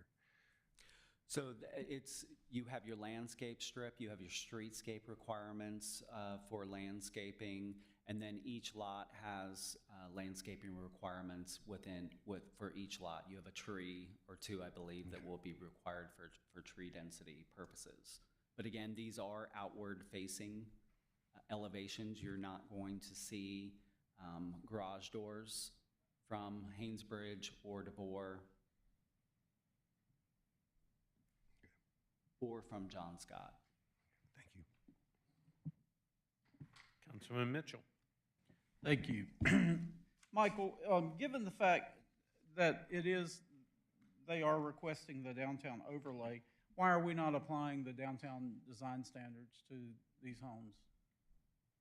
So this was the elevation that was applied to phase 1 of the development, and this was determined by the downtown consultant to meet the downtown architectural requirements when this was approved in 2021, and this is what they're carrying forward for phase 2.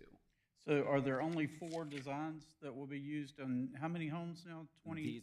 These are the 4 that the applicant provided, yes. Only 4? Yes. So it's just going to be like on our main street, just 4 designs repeated? The applicant would need to respond to that. I don't know that they have like variations of this design, but this is what was submitted. Yeah, I'm hoping there's going to be more because that's a main thoroughfare. And as far as street lamps, I guess we would require them to use the downtown street lamp Correct. that we've used in any other downtown section. It would be any part other of developer. the requirement for streetscape improvements along Haynesbridge, DeVore, and John Scott. And what did we ask for on the corner of DeVore and Haynes, where that grassy area is? You didn't ask for any art or anything like that? I'm asking.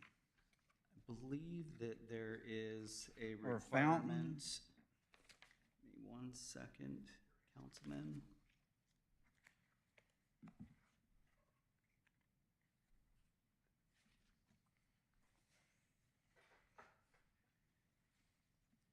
Yes, so at condition number 4 states that the developer shall provide a downtown focal point feature at the southwest corner of Haynesbridge Road and DeVore Road with final approval by the Cultural Arts Commission and installation prior to the first CO. HOA shall be responsible for regular maintenance of the focal point feature. Super, I missed that. Thank you.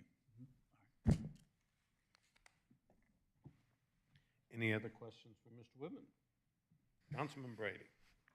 Yeah, Mr. Woodman, just wanted to kind of go back to Mr. Hype's on the loop. I just really want to get in the Alpha Loop and just understand the frontage of Haynesbridge on here. So we had the gathering. They had plenty of space. The Alpha Loop that's been put in there kind of meanders, kind of a little serpentine kind of look to it, right? Kind of goes back and forth off the street. That's currently being put into place. Do you know what I'm talking about? I don't know. Rock-built homes, the gathering at Haynesbridge Yes, and Morrison right there. So there, the Alpha Loop or the large sidewalk that's put into place kind of goes a little serpentine kind of look. I'm trying to get as conformity up and down Haynes Bridge, that if we're going to have an alpha loop, we have some thought kind of process of how that kind of connects all the way up and down Haynes Bridge. This one would remove the existing five and be brought back in close to the homes. What's the distance off the, and I think it's great coming off the street. I just want to make sure it all looks the same. And then the idea is with the design between the homes, is that, do we have any kind of, I don't know, architectural kind of aesthetics there between the homes, some kind of, Parisian fencing or normal fencing, something that kind of makes it feel like it's their front yard off the loop, somewhat kind of more of a little bit of privacy thing there. Yes, so we have conditions of zoning that would address the architecture and materials. It does put final approval, subject to DRB approval with input and review by the downtown consultant. With regard to the front yards, as they are shown around Haynes Bridge, DeVore, and John Scott, we do have a condition that requires either low fencing, low wall, or a hedge to define a front yard for each of the homes. Because that's pretty consistent all the way around the downtown, right? We have it all the way around Brook Street. All Correct. those homes have some kind of The similar privacy fencing conditions or that you something. hear about in downtown, where we ask for some kind of fencing or hedge defining a front yard, we have those conditions here as well. And then the lighting's also put in with that. Is that little balusters or those kind of large? So we have lighting associated with the streetscapes, which is going to be pedestrian lighting, and then along the Alpha Loop, we will have bollards, the lighting, typical lighting that is required with the Alpha Loop. Okay, so both of those will be in place. Correct. So the Alpha Loop, is it turn with DeVore and go all the way up there as it crosses the road by QT? So it's weird how the Alpha Loop cuts just so close to an intersection, but. Yeah, so when Phase 1 was originally approved, we had looked at bringing the Alpha Loop along the south side of DeVore. Our traffic engineer has worked with Public Works on that, and they have both come to an agreement that the Alpha Loop should be located on the north side of DeVore. There is some extra right-of-way here, and I believe this decel lane turning into QT is going to be removed, it's my understanding. So the Alpha Loop will actually be constructed along the north side of DeVore, which is where it is constructed currently, adjacent to the Maxwell development just past QT. But the applicant here is still responsible for constructing the Alpha Loop along Haynes Bridge. And there are conditions that address that. But there will be a sidewalk going up DeVore, it just won't be the loop? There will still be sidewalks. Yep. So the actual Alpha Loop alignment will not be located on the south side of DeVore, but there's still going to be a sidewalk there, and there's still streetscape requirements in the conditions for that. And I know this is weird, but for naming rights on here, we have seen different names on here, but we already have Mayfair on the other end of DeVore, right, all the way, that's being built right now, those townhomes. I know it's just throwing that out there. Yeah. It's a little confusing having two Mayfairs just down the street from each other. Hasn't indicated if the Mayfair Okay. at Haynes Bridge is the actual name that they'll plan to go forward on this. We sometimes will come up with a name just for the purpose of the public hearing. But I can tell you, when we are looking at subdivision names and street names, we are reviewing that. We are working with public safety to make sure that we are not inadvertently causing a public safety issue with getting people to the right location. Yep, and just I know, just stressing a little bit as much that we have the best architecture. It is Haynes Bridge. It is a significant corridor. It is an entry into our downtown. If we're going to look at this as being entry, let's make it a gateway. Thank you. Councilman DeBrito. Thank you, Mr. Wooden. Real quick, two quick questions. Is there a difference if we, to move to the versus high density zoning to the downtown density, downtown overlay? Like, if we didn't approve for that to be part of the downtown overlay, would the same amount of homes be able to be built there under the high density? So if you did not pull this parcel into the downtown overlay, you could approve a comprehensive land use plan amendment to high-density residential And that would also allow the applicant to have build. what they have, Okay. what they're proposing here.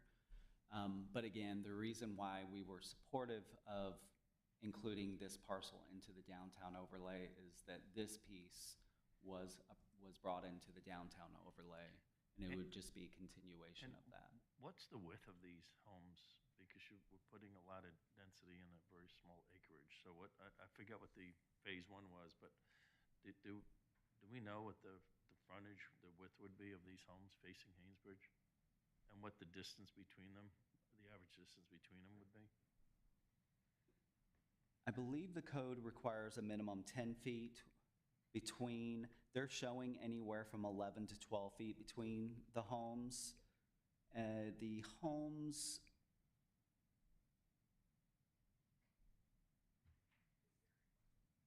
the home furthest down is the widest along the road, and that's shown as 42 feet. These look closer to maybe 25 to 30 feet north of that, but the applicant is here and should be able to provide some more detail on that. The lots do meet the minimum size requirements and width requirements. Councilman Brady. Sorry, I got one more question. I don't mean to belabor this, but I completely forgot with phase two being complete or being approved back in 2021, it's now 2025. As we look at the Alpha Loop, is there any time conditions on Alpha Loop being installed? If we're making this and we're bringing it into downtown, is there any conditions on when that will be done, or are we looking at a potential shelved project? Just asking because it's been 3 or 4 years since the last approval, and just we'd like to see the Alpha Loop done. Yeah, so with the condition number 12 is the Alpha Loop condition, and we do require the design and materials and construction completed prior to the first CO. So there's no time condition on it?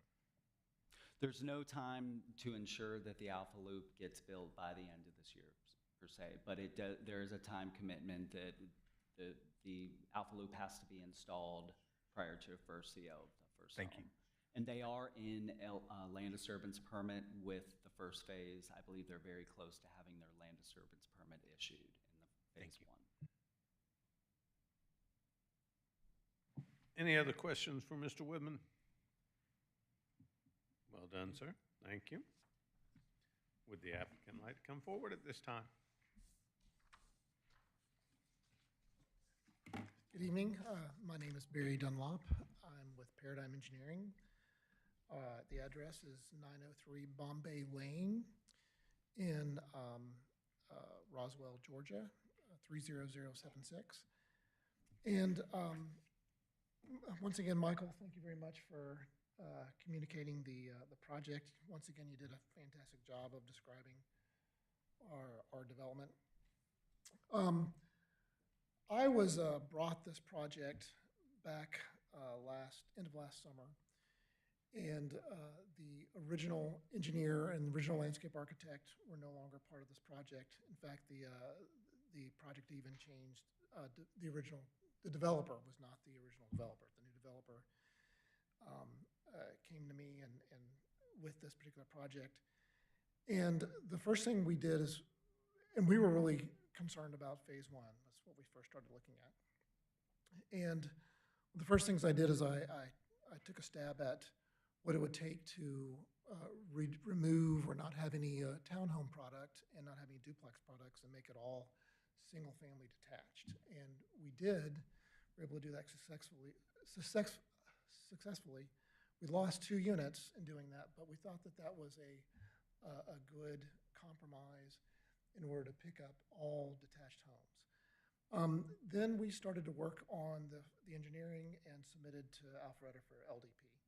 Now, during the review process, it came to me that there was an opportunity to purchase the piece of property south of this first phase, and wanted to see if we could create some additional homes that would allow us to expand the neighborhood, make a little bit larger neighborhood, a little bit more cohesive, have more tenants to be able to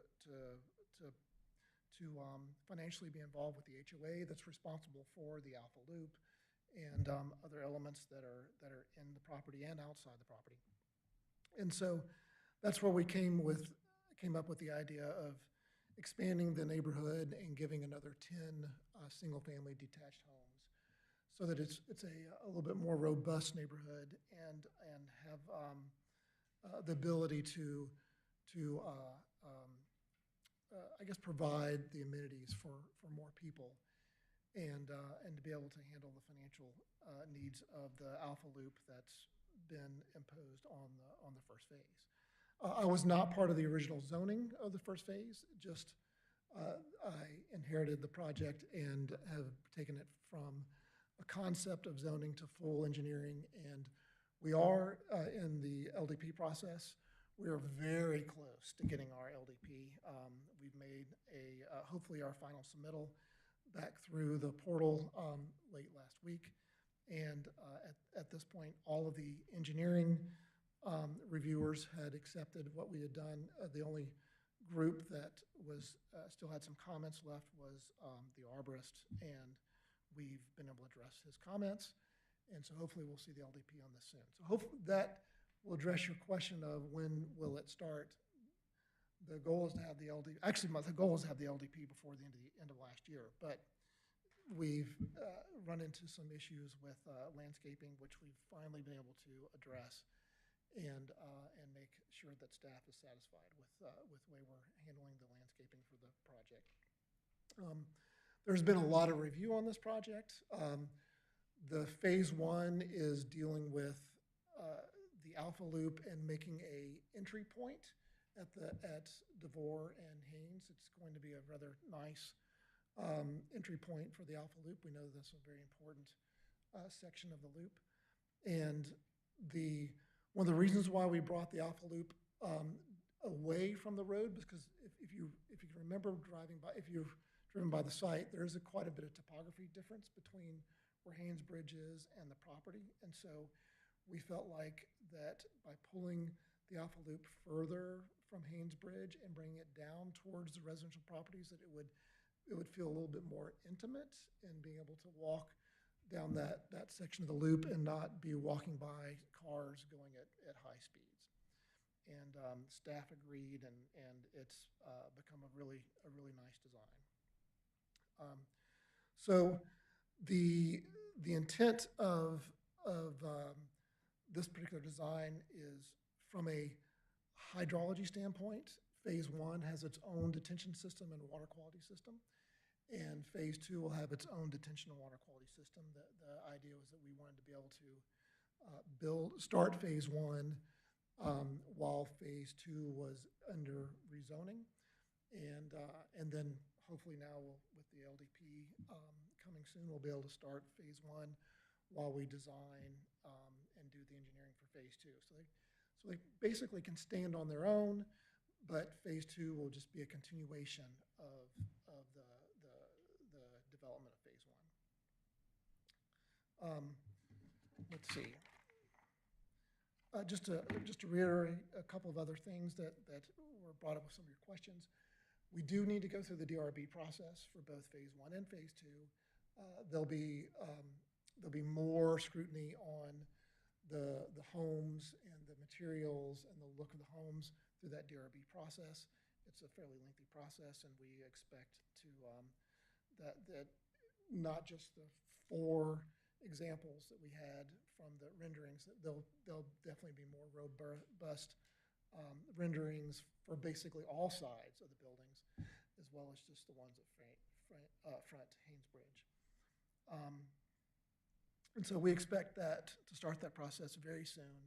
Now that we have hopefully the LDP will be at hand, and we'll start working on the DRB process shortly. Let's see.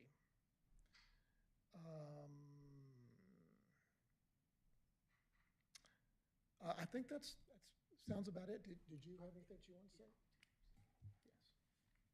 Yes. Hey everybody, Jason Joseph. I'm at 115 Cooper Sandy Point, Milton/Alpharetta, depends on what the Postal Service says. It's good to see everybody. It's good to be back here. Mayfair on Main, to your comment. So 2 quick things I think are important.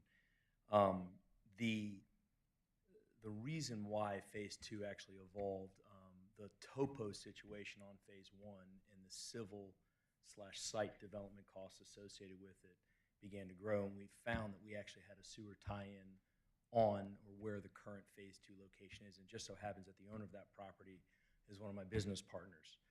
Did not know that until we actually pulled file and found out. And what ended up happening there is when you think holistically about developing in downtown, you all know I've been developing downtown for quite a number of years. In Mayfair on Main, interestingly enough, and what's going on there, I think we all would be very proud of the homes that are being built there. Absolutely beautiful. We do have 14 pre-sales, by the way, so it's super exciting. A lot going on there. But with that, when we designed, actually, when you look at the Maxwell and the development that we did with Warren Jolly, and you look at where Mayfair and Main sits at DeVore and South Main, that was really the southern entrance of downtown Alpharetta, so to speak. So we wanted something equivalent.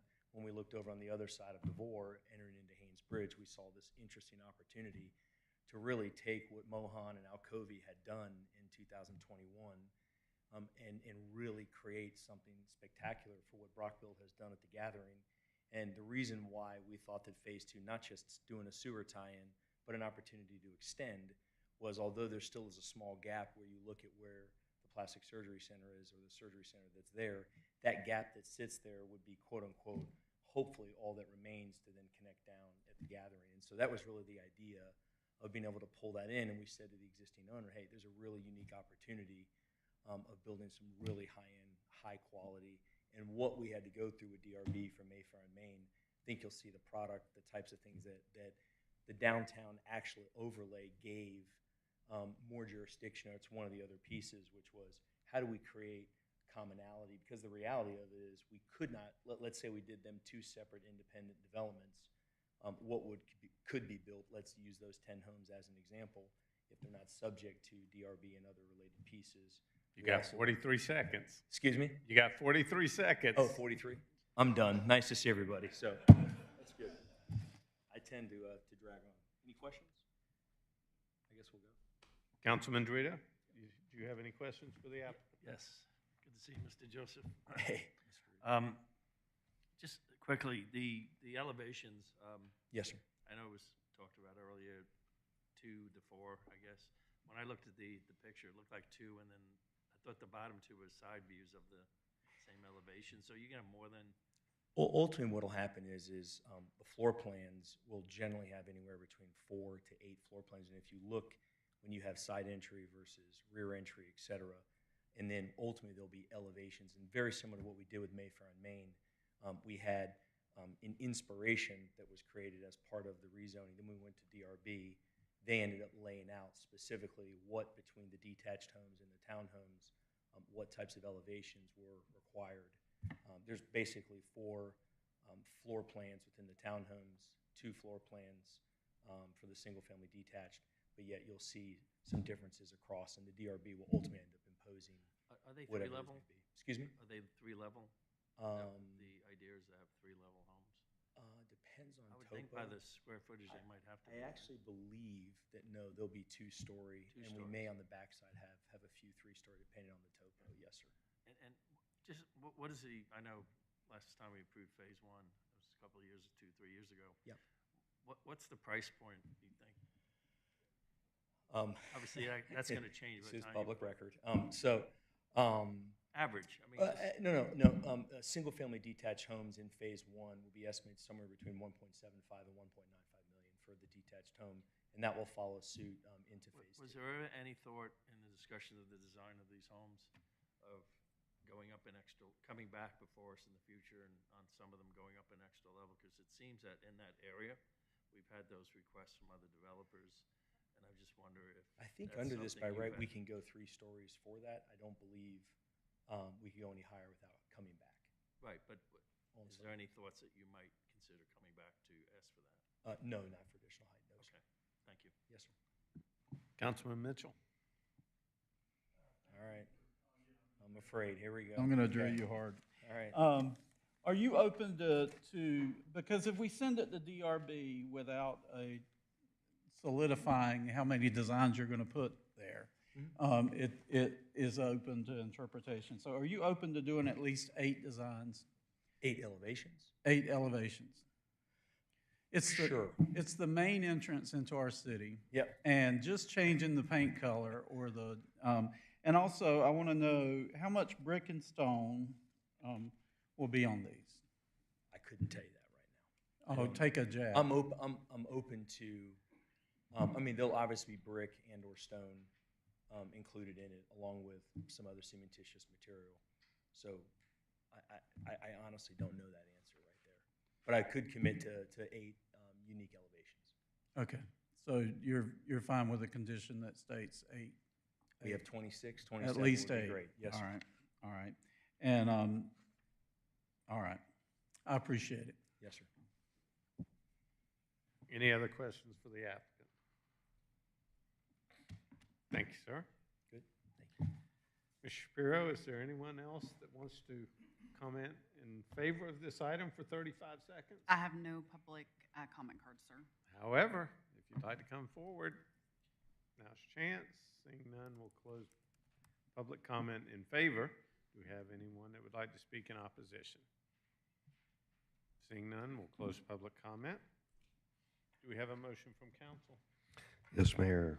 Make a motion that council approve CLUP -24-05/Z-24-17/PH-24-20 Mayfair at Haynes Bridge Road, subject to the 26 conditions set forth in the staff report, plus additional condition 27, that the applicant will provide at least 8 elevations, all subject to DRB approval. Second. Have a motion by Councilman Hypes, a second by Councilman Mitchell to approve the application. Any discussion? I would like to say, I hope you're successful. I like the concept of moving the Alpha Loop closer to the homes. I think it does provide a level of safety, and also with all the trees on both sides of the loop, it'll add to the overall good experience while you're on that section of the loop.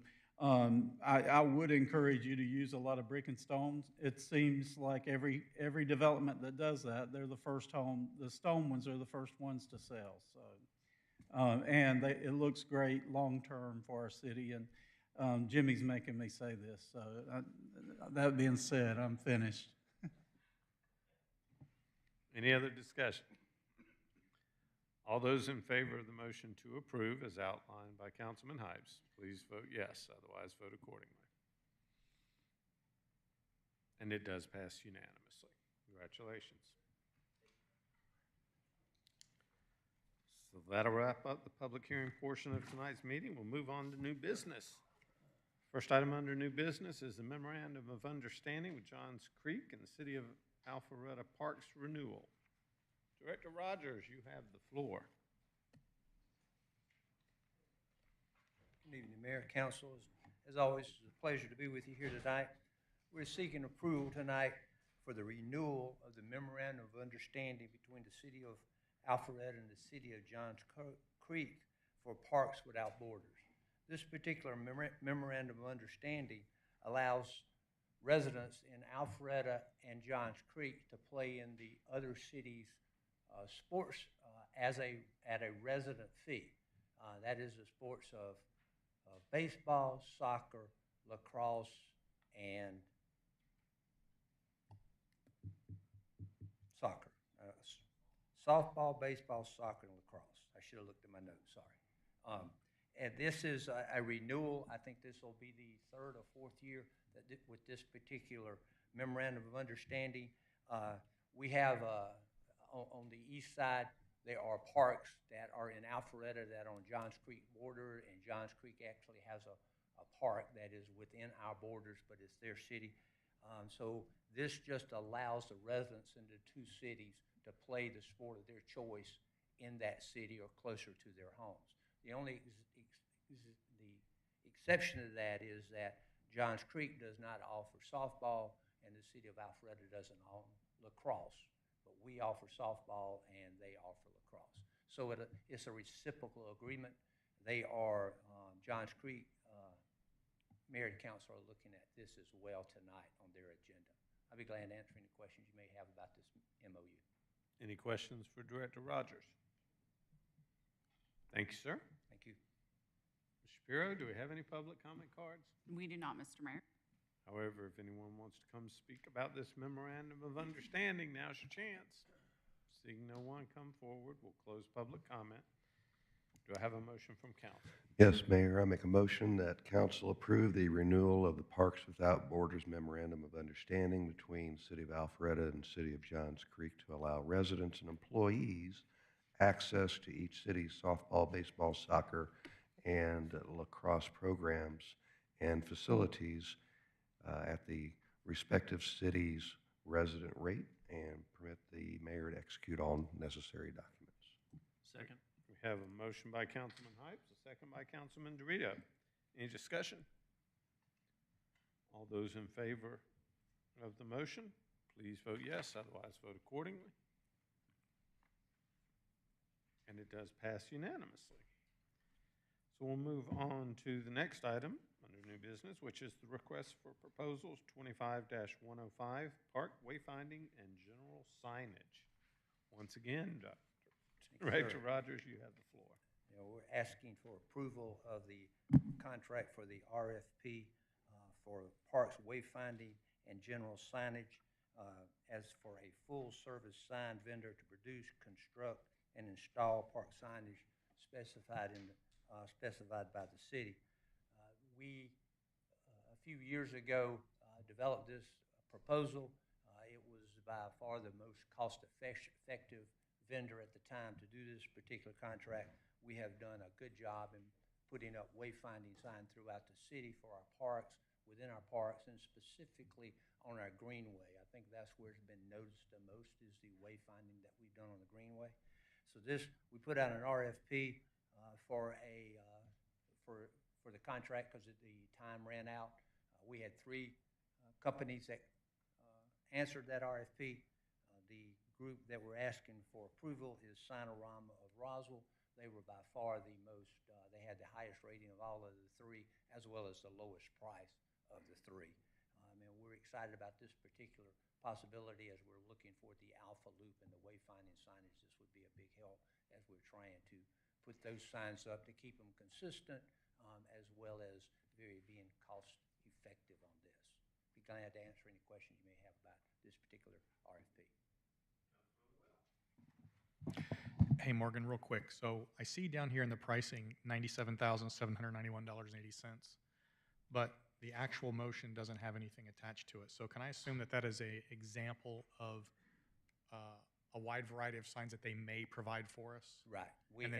And all three of the companies bid on those same prices. They bid on an example of each of the levels.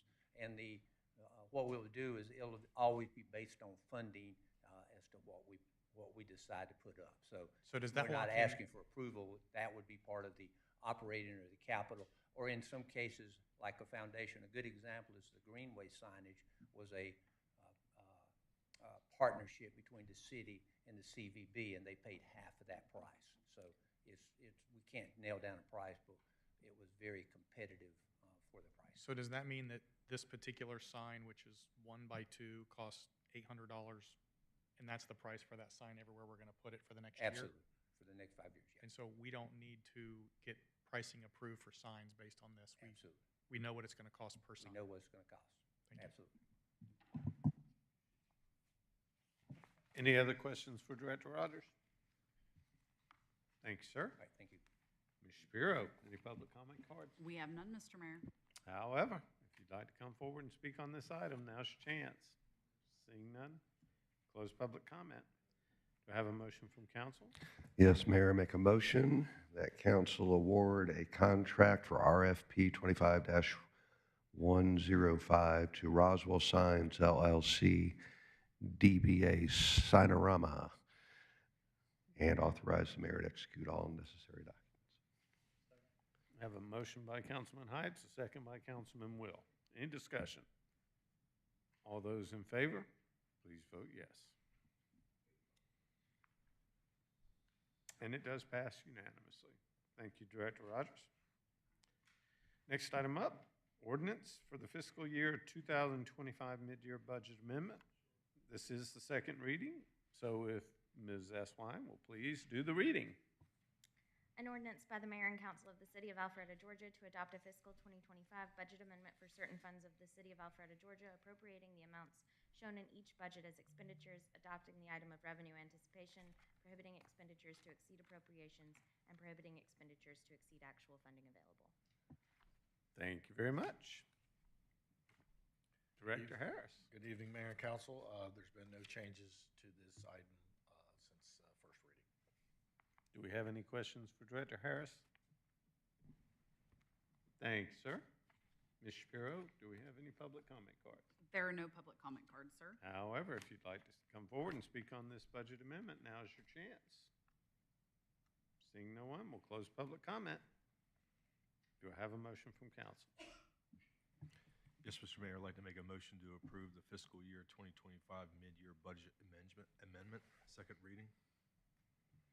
I have a motion by Councilman Brady, a second by Councilman Dorito. Any discussion?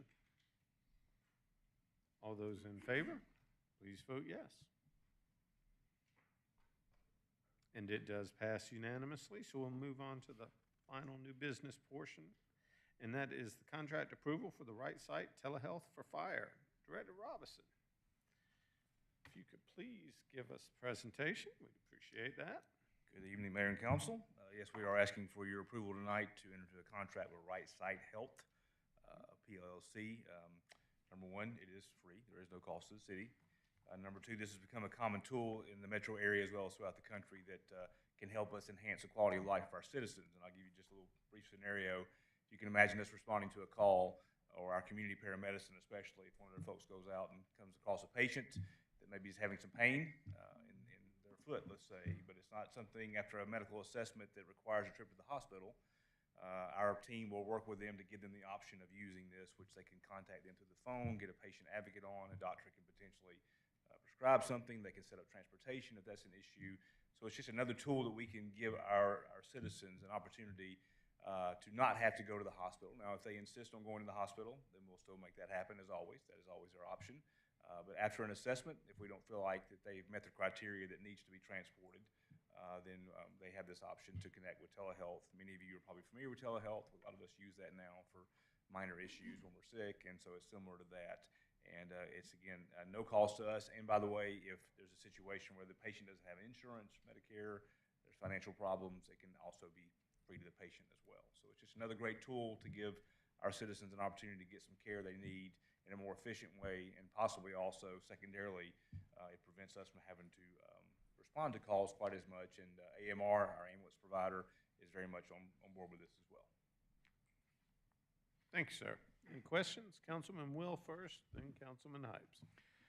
Chief, you said two things that interested me. The first is it costs nothing, and nothing costs nothing, so somebody has to fund it. But then you made mention that if they don't have insurance, we have the ability to get it funded for them. Does that mean that we don't? Right Site Health is billing their private insurance company?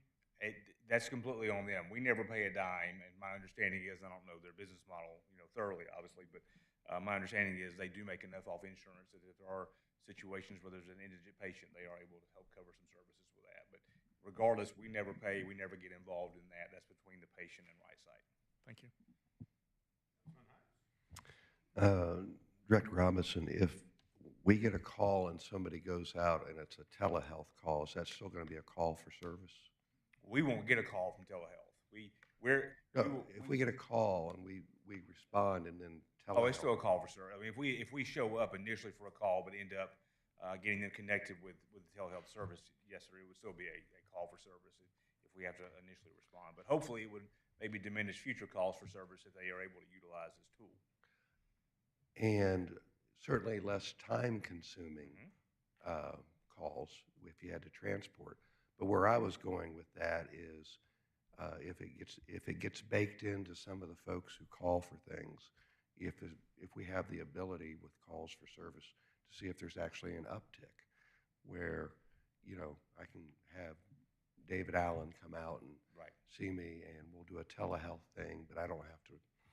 Sure, and there's something we can certainly track. But you mentioned David Allen. This will be a major tool for our community paramedicine. There'll be some regarding, responding with an apparatus, but honestly, this will be something that David Allen and that team will use more than anything. But we certainly could track that to see if there is a change in call volume. Okay, thank you. Councilman Dorito? Chief, first is a great program. I really like it. Just a couple of quick questions. The process itself, so we get called out, they call 911, right? They call out and then our EMT or paramedics show up and with the AMR showing up in an ambulance, because I'm assuming you're still going to dispatch an ambulance, correct? Yes. Okay.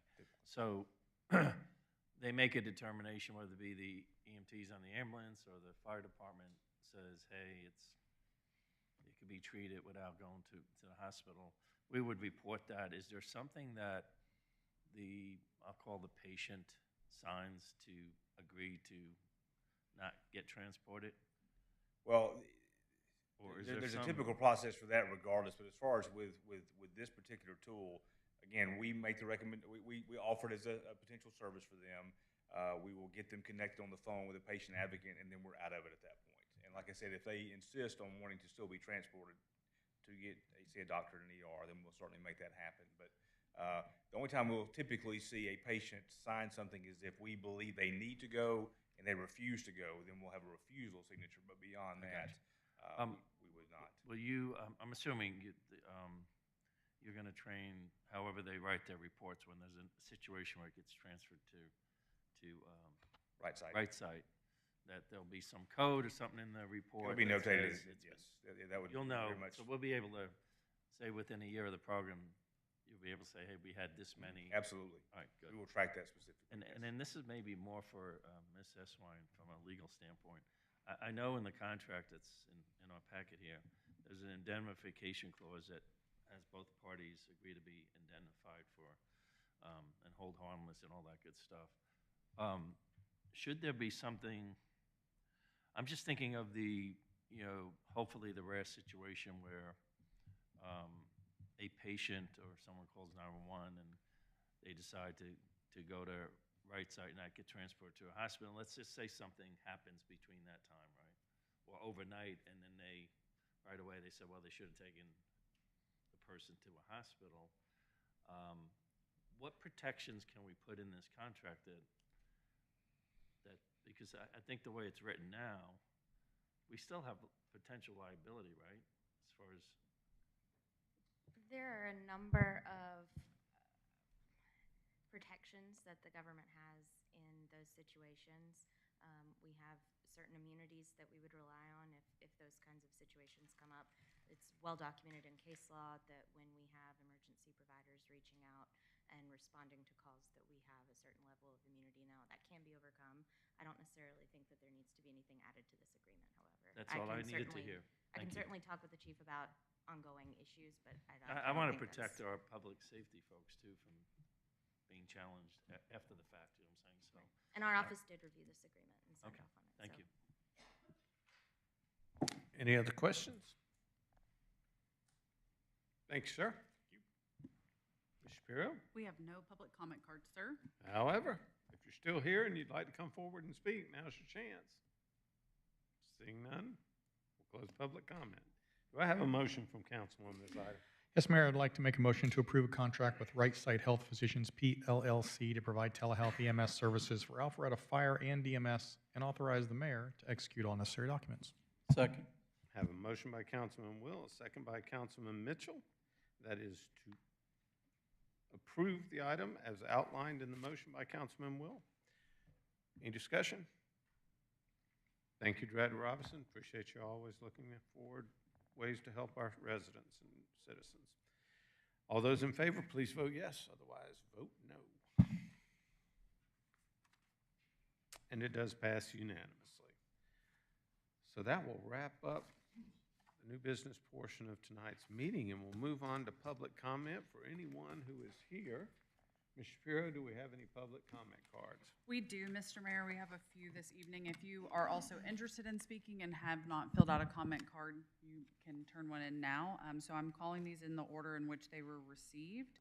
As a friendly reminder, please direct all of your comments to mayor and council and state your name and address for the record. The first speaker is Natasha Carey, and then after that, we will have Michelle Schreier, if you'd like to go ahead and come forward.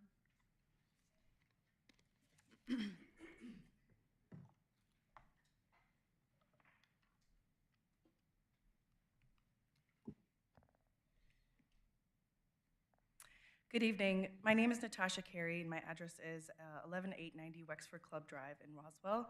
I'm here today in my capacity as a board member for the Atlanta Fire Pee Wee Quebec, Inc. It's a nonprofit organization based at the Cooler, located at 10800 Davis Drive, Alpharetta. My purpose is to address the proposed conversion of the Cooler's 2 ice sheets into pickleball courts, and to express the community's profound concern should this project currently accepting bids be approved. While acknowledging the Cooler's status as a privately owned entity and respecting the Bardis family's entrepreneurial prerogative, I wish to express our deep appreciation for their long-standing commitment to providing ice sports opportunities for our youth and adults. For 28 years, the Cooler has served as the home to the Atlanta Fire Hockey Club, a program that fosters development in recreational and competitive travel hockey for athletes aged 4 to 18. Additionally, it supports the nationally recognized Atlanta Figure Skating Club, a program with a distinguished record including participation in Olympic events.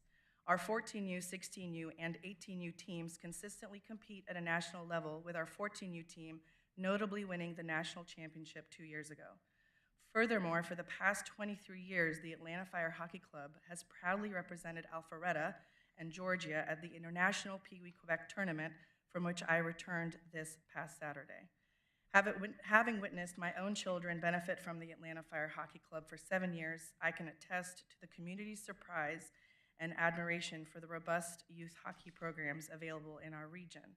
In response to the proposed conversion, I initiated a community Facebook group and online petition to facilitate dialogue and explore collaborative solutions. Within 5 days, the Facebook group has amassed 1,663 members, and the online petition has garnered over 4,800 signatures, demonstrating substantial community support for preserving ice sports.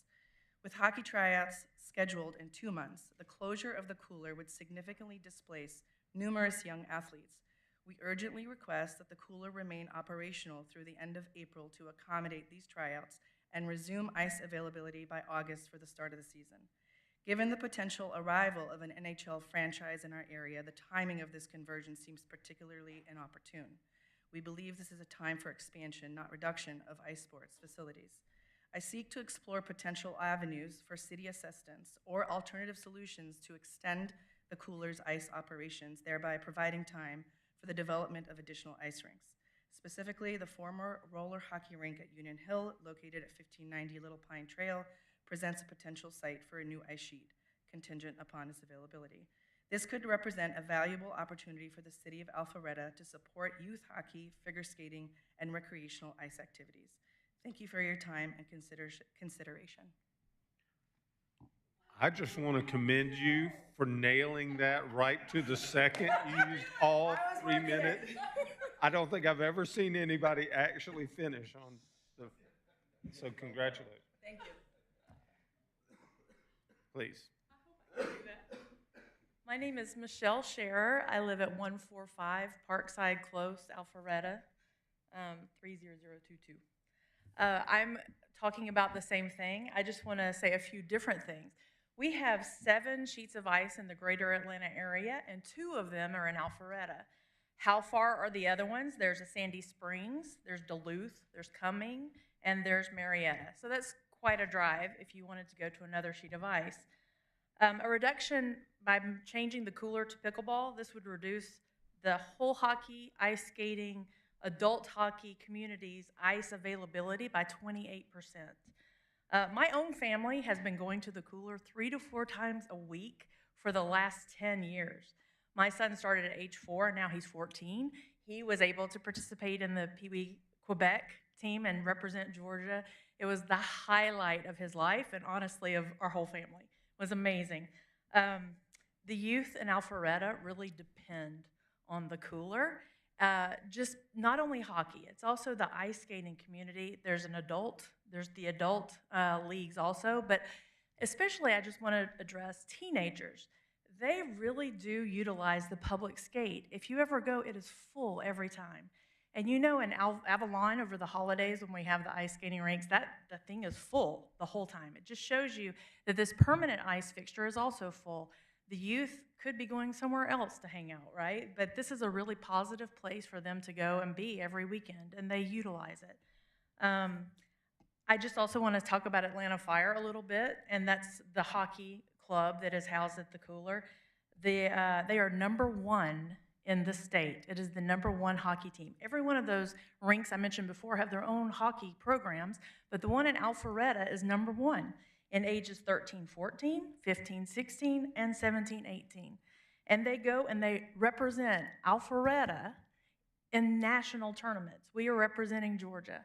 So it just would be a shame for this whole sport to go away, and especially Alpharetta's involvement in it. And what I would like to say is I know that the owner can do what he wants to do, and I really appreciate Councilman Will's answer. I know a lot of parents were frantically trying to write, and your answers were so very kind, and I appreciate that. But if we cannot change the owner's opinion, then I would like to just ask Alpharetta if you would consider doing something on a municipal level to have a facility where these ICE programs could continue. And she mentioned Union Hill. It also could be if you don't want to do it on your own. We have the Johns Creek and our partnership. Maybe we could go in together, maybe add Milton to that and Roswell. Maybe we can make a North Fulton facility. Just so that the ICE and Alpharetta's relationship continue. Thank you. Thank you. Were those the only public comment cards you had? So those are the first two. The next are Christina Longto and Joshua Schaefer. If you'd also like to go ahead and come forward.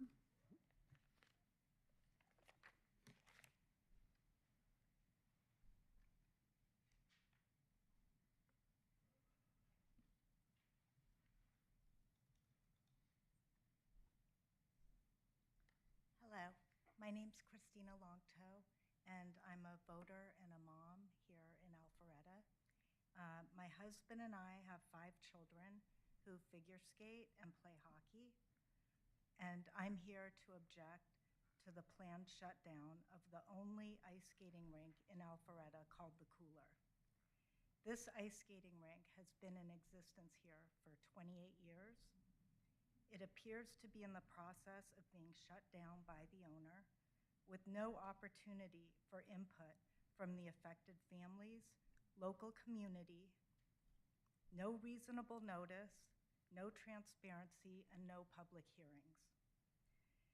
There are full detailed architectural plans which leaked out.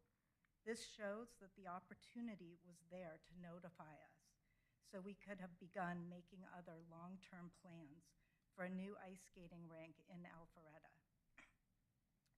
The Cooler is home to the Atlanta Fire Hockey Club, one of the nation's top youth hockey programs, as well as national title-winning figure skaters. This decision to destroy the hopes and dreams of thousands of local children, their parents, and adult skaters who rely on this one skating rink in Alpharetta. The owner's new plan for the property is to build pickleball courts. As you may know, pickleball caters to an older crowd, not exactly child-friendly. In addition, there are numerous pickleball locations in Alpharetta parks, country clubs, as well as indoor businesses. The rink closure could not have come at a worse time. The city of Alpharetta is being considered for an NHL team, stadium and training center. The closure of the only ice skating rink in Alpharetta could end that bid, because it shows that ice skating and hockey is diminishing in this area as opposed to growing.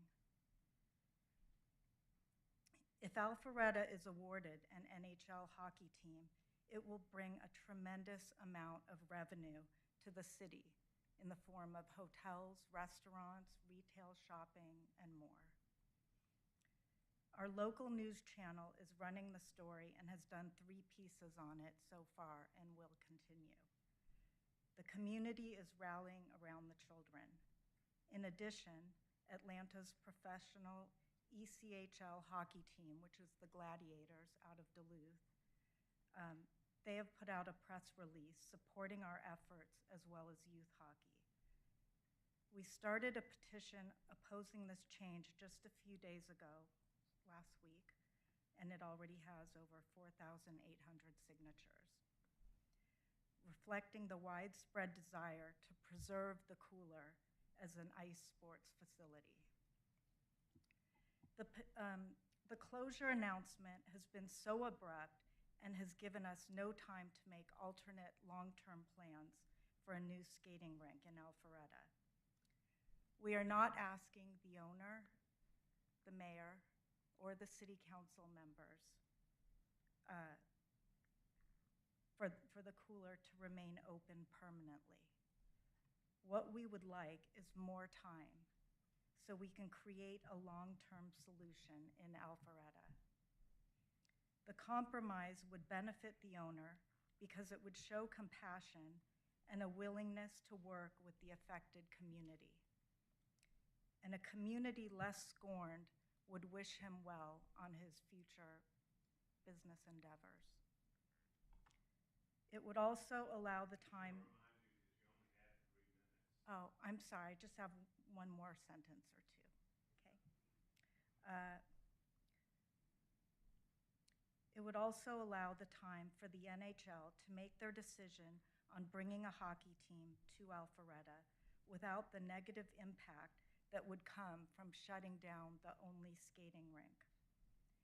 For these reasons, it would strongly benefit the city of Alpharetta, the community, as well as local ice skaters if the owner could be persuaded to delay his plans for pickleball for a year or at a minimum 6 months. I hear the NHL is making their decisions within these next upcoming months, and so this would be very helpful, as well as to all of us. Thank you for listening.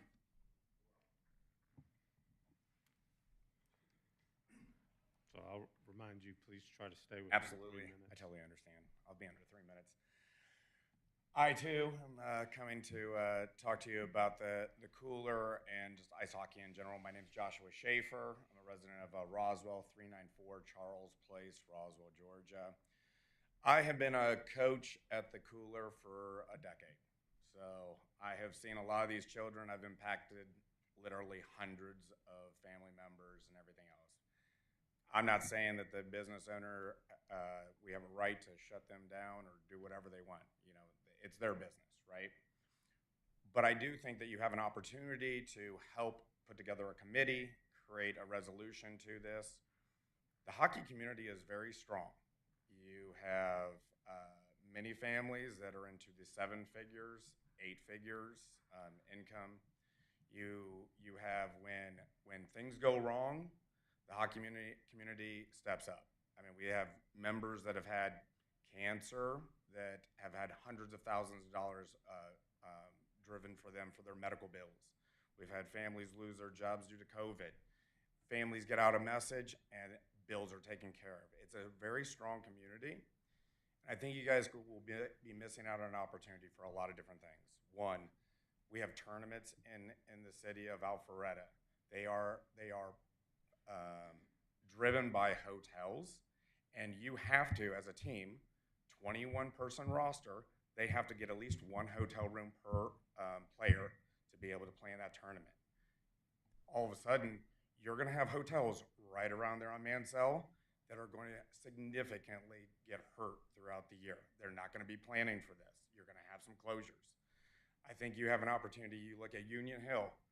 I participated in the youth program there, and somebody wanted to shut it down and turn it into some other venues or whatever. Hundreds of kids went other places, right? Hockey community saved the city of Alpharetta over $20,000, and I drove it because they saved everybody the cost of destruction on that.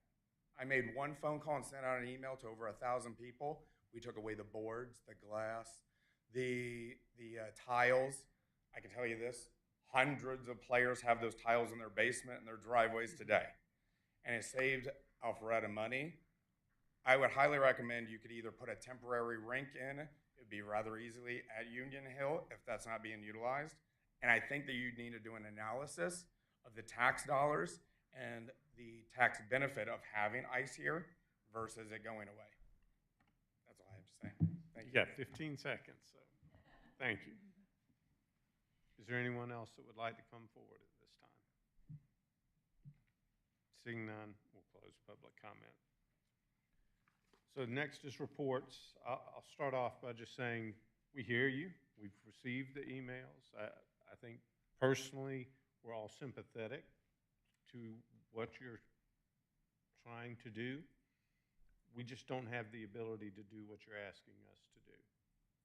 I will say that you're in the right place because there are no people on the face of the earth more determined to make Alpharetta the center of hockey in Georgia than the people sitting around you right now.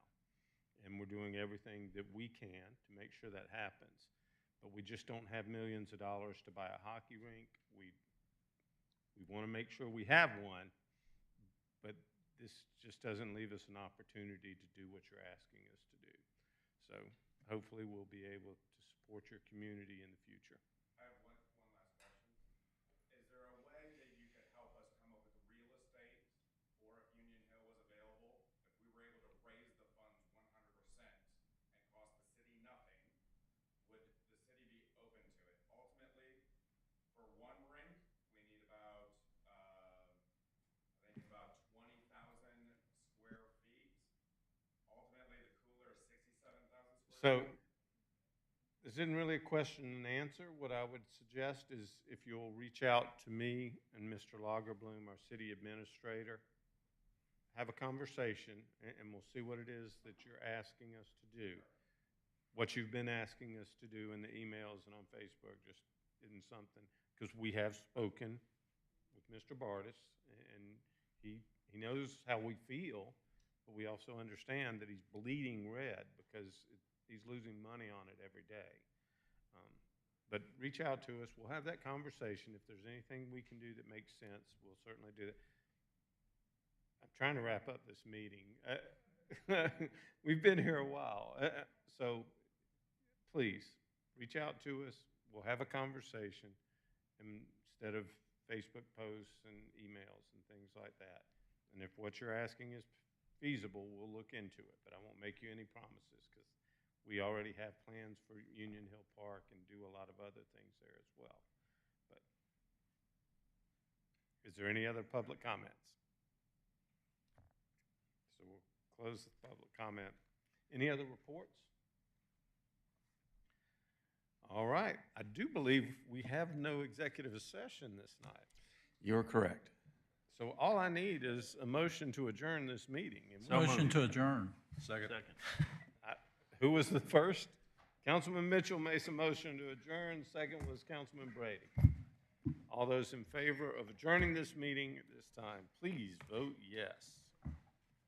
We have to sign things? And Unanimous. hockey folks, Ladies come and down gentlemen. here. Hockey folks, come down here and see me before you leave. If y'all want to come talk now, that's fine.